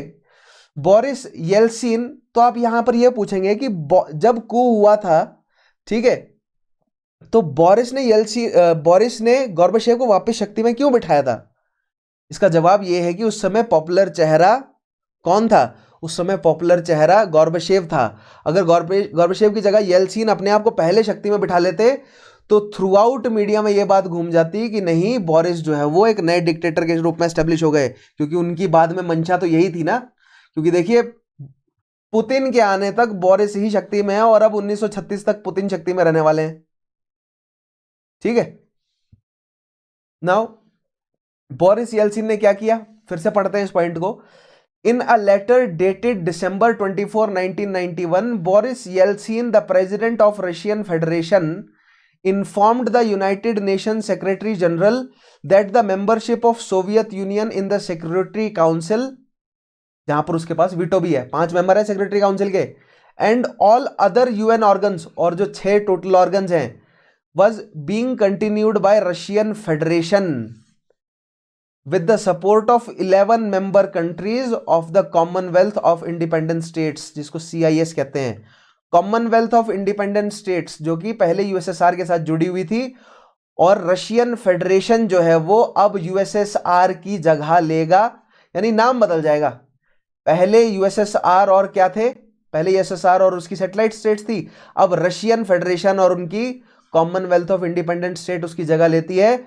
और जो वीटो यूएसएसआर के पास था सिक्योरिटी काउंसिल में, वो वीटो जो है वो बरकरार रहेगा, ऐसा जो है वो बोरिस येल्सिन ने घोषणा करी, ठीक है।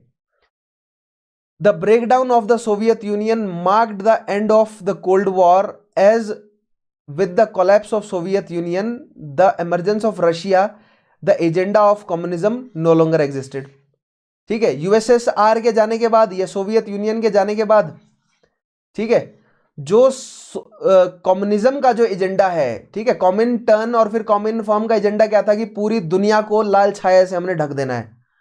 उनका एजेंडा क्या था कि कम्युनिज्म को पूरी दुनिया में फैलाना है, वो उन्होंने ड्रॉप कर दिया आइडिया। रशियन फेडरेशन और the Commonwealth of independent states, इनका एजेंडा क्या है कि हम सोशलिज्म को प्रमोट करेंगे, हम सोशलिज्म के खिलाफ नहीं है, क्योंकि सोशलिज्म का होना बहुत जरूरी है ताकि कैपिटलिज्म अपने पैर इतने ज्यादा ना पसार दे कि कैपिटलिज्म जो है वो पूरी दुनिया को डोमिनेट करके सभी का जो है वो हनन ना करे। तो सोशलिज्म को हम प्रमोट करेंगे लेकिन कैपिटलिज्म के साथ जुड़ के, राइट। तो एक तरह का जो है वो कैपिटलिज्म और सोशलिज्म का एक बैलेंस क्रिएट करने की कोशिश करी गई ताकि पूरी दुनिया पर कैपिटलिस्ट का राज ना आ जाए, एक बैलेंस जो है वो होना चाहिए पूरी दुनिया में, राइट। आगे बढ़ते हैं। Now since newly formed Russian federation was a democratic country, Russian federation क्या है, एक democratic country obviously, itself the threat of communism which defined the world order during the cold war had vanished। एक democratic country है, that means अन्य पार्टियां जो है वो काम कर सकती हैं, but that was a joke क्योंकि Russia itself entered into one party system. ठीक है, मतलब दिखने में दो पार्टी या दो से ज्यादा पार्टी हैं लेकिन डोमिनेंस तो अभी भी वन पार्टी की ही है। ऐसा ही हुआ क्योंकि बोरिस शक्ति में रहे उसके बाद, और फिर बोरिस के बाद अब पुतिन शक्ति में है। ठीक है, और दोनों सेम पार्टी से बिलोंग करते हैं। विच डिफाइंड द वर्ल्ड ऑर्डर। सो लेकिन कम्युनिज्म का एजेंडा उन्होंने छोड़ दिया, ये एजेंडा उन्होंने छोड़ दिया कि हम कम्युनिज्म से पूरी दुनिया के इकोनॉमिक ऑर्डर को कंट्रोल करेंगे। अभी भी रशिया इसी कोशिश में है कि ज्यादा से ज्यादा देशों का इकोनॉमिक ऑर्डर रशिया के अकॉर्डिंग चले, लेकिन अब वो कम्युनिज्म की आड़ में ये काम नहीं कर रहे हैं, अब वो सोशलिज्म की आड़ में कर रहे हैं, लेकिन सोशलिज्म को भी वो खुलकर, क्योंकि अब वो राष्ट्रों को अपना पॉलिटिकल आइडियोलॉजी नहीं बांट रहे हैं। अब वो कहने का मतलब अब रशिया भी खुलकर क्या कर रहा है, अब रशिया भी इकोनॉमिक कॉलोनाइजेशन या नियो कॉलोनियलिज्म का पैंतरा अपना रहा है, यानी रशिया भी कन्वर्ट हो गया है किसमें, एक कैपिटलिस्ट राष्ट्र में। जबकि मतलब सेम है, कैपिटलिस्ट राष्ट्र यूएसए यूके जैसे कैपिटलिस्ट राष्ट्र भी तो अपना इकोनॉमिक कंट्रोल अन्य देशों पर थोप रहे हैं। ठीक है, वही काम यूएसएसआर कर रहा था लेकिन एक अलग आइडियोलॉजी के साथ। एक साइड डेमोक्रेसी बांटी जा रही थी यूएसए द्वारा, दूसरी साइड यूएसएसआर द्वारा कम्युनिज्म बांटा जा रहा था। वही काम रशिया ने यूएसएसआर के पतन के बाद भी कंटिन्यूड रखा है। समझाऊंगा आगे, धीरे धीरे पहुंचेंगे उस लेवल पे भी हम। ठीक है, सो देखिएगा, with the demise of Soviet union 1991 25 दिसंबर, ठीक है, सोवियत यूनियन खत्म होता है। Now the influence of socialist ideology had been watered down in several countries around the world, but instead of resting in peace, communism acquired new forms and structure, prominently visible in Chinese model, which emerged as a major military and economic force, particularly after the end of Cold War, by embracing the market model within the contours of communism, जो कि मैंने समझाया। USSR ने communism का, या communism USSR से बाहर निकला तो किसने कैप्चर किया उसको, चाइना ने। और यूएसएसआर के बाद यूएसएसआर ने कैपिटलिज्म को अपनाया, यूएसएसआर भी इकोनॉमिक कंट्रोल एस्टेब्लिश कर रहा है अपना, और वहीं चाइना भी जो है वो अब कम्युनिज्म या सोशलिज्म के रास्ते क्या कर रहा है, अपना इकोनॉमिक कंट्रोल जो है वो थर्ड वर्ल्ड कंट्रीज पर एस्टेब्लिश कर रहा है। ठीक है, तो कम्युनिज्म अभी खत्म नहीं हुआ, कम्युनिज्म जो है वो यूएसएसआर से निकला तो और चाइना ने पकड़ लिया, चाइना अब कम्युनिज्म की आइडियोलॉजी को आगे बढ़ा रहा है। ठीक है, आगे बढ़ते हैं। आई होप ये पूरा आपको पैराग्राफ समझ आया होगा, फिर से पढ़ते हैं ना। With the demise of Soviet union, जब सोवियत यूनियन खत्म हुआ, इन्फ्लुएंस ऑफ सोशलिस्ट आइडियोलॉजी है वो बट गया। पहले मॉस्को से सोशलिस्ट आइडियोलॉजी पूरी दुनिया की डिफाइन हो रही थी, अब भारत में सोशलिस्ट लीडर्स हैं, चाइना में भी हैं, अफगानिस्तान में भी हैं, सेंट्रल एशियाटिक कंट्रीज में भी, ईस्ट यूरोपियन कंट्रीज में भी, not just east European but also waste European countries में भी, यूएस में भी सोशलिस्ट आइडियोलॉजी है।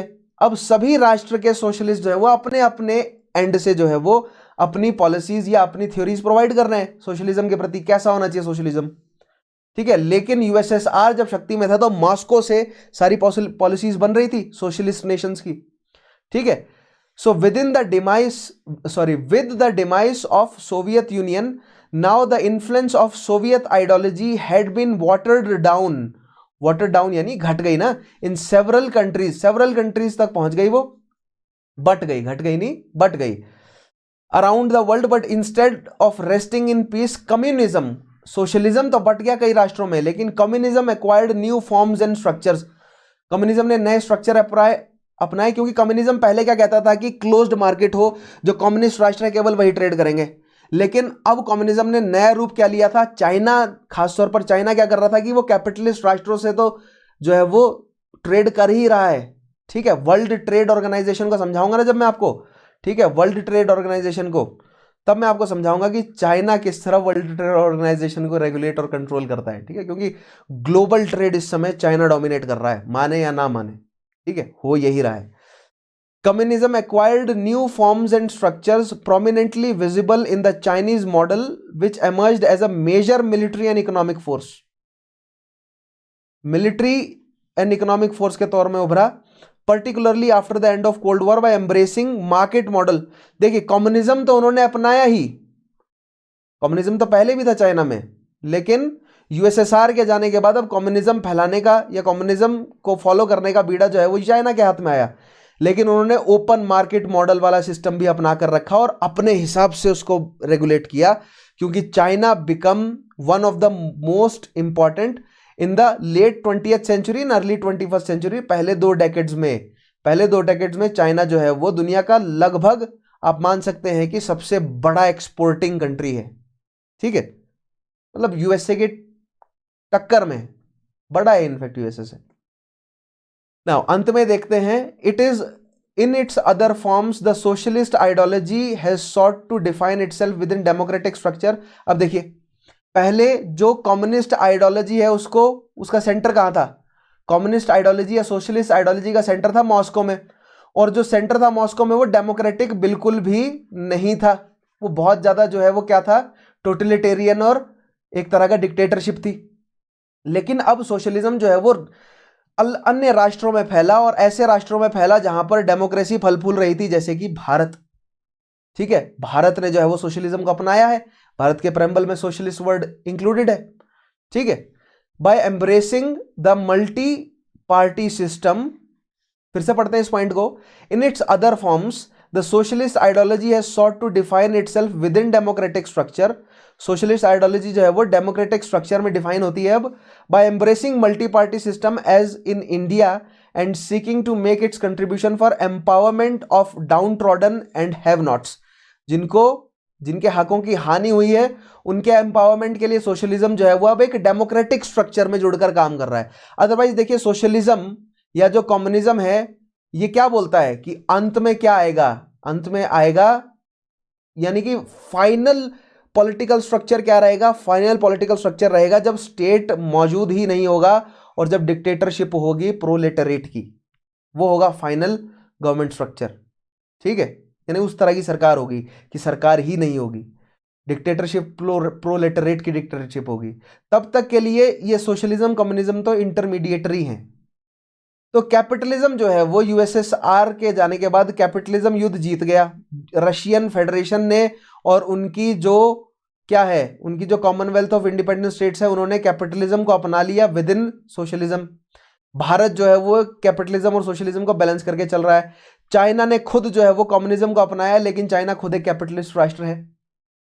ठीक है, सो जो कम्युनिज्म है वो बेसिकली कैपिटलिज्म के साथ मर्ज हो गया है अब। लेकिन अभी भी ऐसे लीडर्स जो कम्युनिज्म और सोशलिज्म की आइडियोलॉजी, जो कोर आइडियोलॉजीज हैं, उनमें विश्वास रखते हैं, वो अभी भी डाउन ट्रॉडन के एम्पावरमेंट की बात करते हैं। ठीक है, नाउ दिस न्यू अवतार ऑफ कम्युनिज्म जो कि कहां देखने को मिला हमें, चाइना में, भारत में, रशियन फेडरेशन में, जिसमें कैपिटलिज्म के साथ जुड़ा किसको, यानी कि कैपिटलिज्म ना कहकर ओपन मार्केट सिस्टम के साथ जो है वो सोशलिज्म और कम्युनिज्म जुड़ा।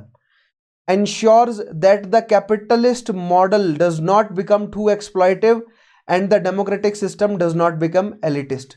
डेमोक्रेटिक सिस्टम में एलिट ना उतर जाए और फिर से जो है वो फ्यूडल सिस्टम ना एस्टेब्लिश हो जाए।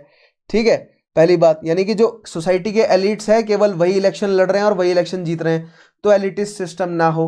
दूसरी चीज, जो कैपिटलिस्ट सिस्टम है वो ज्यादा एक्सप्लॉइटिव ना हो, क्योंकि कैपिटलिस्ट सिस्टम जो है वो क्या बनता जाता है, उसकी टेंडेंसी होती है मोनोपोली की तरफ बढ़ने के लिए, और अगर मोनोपोली बढ़ेगी तो ओपन मार्केट का मतलब ही खत्म हो जाता है। और कैपिटलिज्म की तो वेरी डेफिनेशन है कि ओपन मार्केट होगा, उसको वो डिफाई करता है, तो जनता जो है वो बेसिकली क्या होगी, पीसेगी। तो जहां पर मोनोपोली होगी वहां पर जनता पीसेगी, क्योंकि ओपन मार्केट नहीं रहेगा। ओपन मार्केट नहीं रहेगा तो कुछ चंद एलीट के पास जो है वो सारी शक्ति कंसंट्रेटेड हो जाएगी, जो कि है भी, जो मैं बार बार बोलता हूं कि आज के डेट में दुनिया के केवल 1% लोगों के पास सभी शक्ति है, बाकी हम सभी उस 1%, जो 1% का भी 1% आप कहेंगे, ठीक है, टोटल दुनिया की पॉपुलेशन के 1% का भी 1% जो अथॉरिटी में बैठे लोग हैं वो उनके लिए काम कर रहे हैं सभी। ठीक है, everybody is working for somebody. ठीक है, सो आज यहां पर आज हमारे सेशन को हम करते हैं खत्म। आई होप आपको पूरा का पूरा जो है वो कोलैप्स समझ आया होगा यूएसएसआर का। ठीक है, हमने शुरू में किस तरह जो है वो इंट्रोडक्शन तैयार किया और फिर हमने देखा गोर्बाचेव शक्ति में आए और उन्होंने रिफॉर्म्स करने की कोशिश करी। पूरा का पूरा प्रोसेस आपको समझ आया होगा। ठीक है, अगर नहीं समझ आता है तो एक बार फिर से देख लिया करो वीडियोस को, समझा, शर्माया मत करो। और पिछले सेशंस नहीं देखे हैं सो make sure you watch all those previous sessions. Her session में बोलता हूं मैं, बार बार क्यों बोलता हूं, क्योंकि अगर आप रेगुलरली फॉलो कर रहे हैं तो आप बहुत अच्छे से समझते हैं कि पिछले सेशन से लगातार जुड़े रहना क्यों जरूरी है। ठीक है, सो आज के सेशन को यहां तक अगर आपने देखा है तो कूडोज, राइट। अगले सेशन के साथ जुड़े रहिएगा, अब इसके आगे मैं कंटिन्यू करूंगा।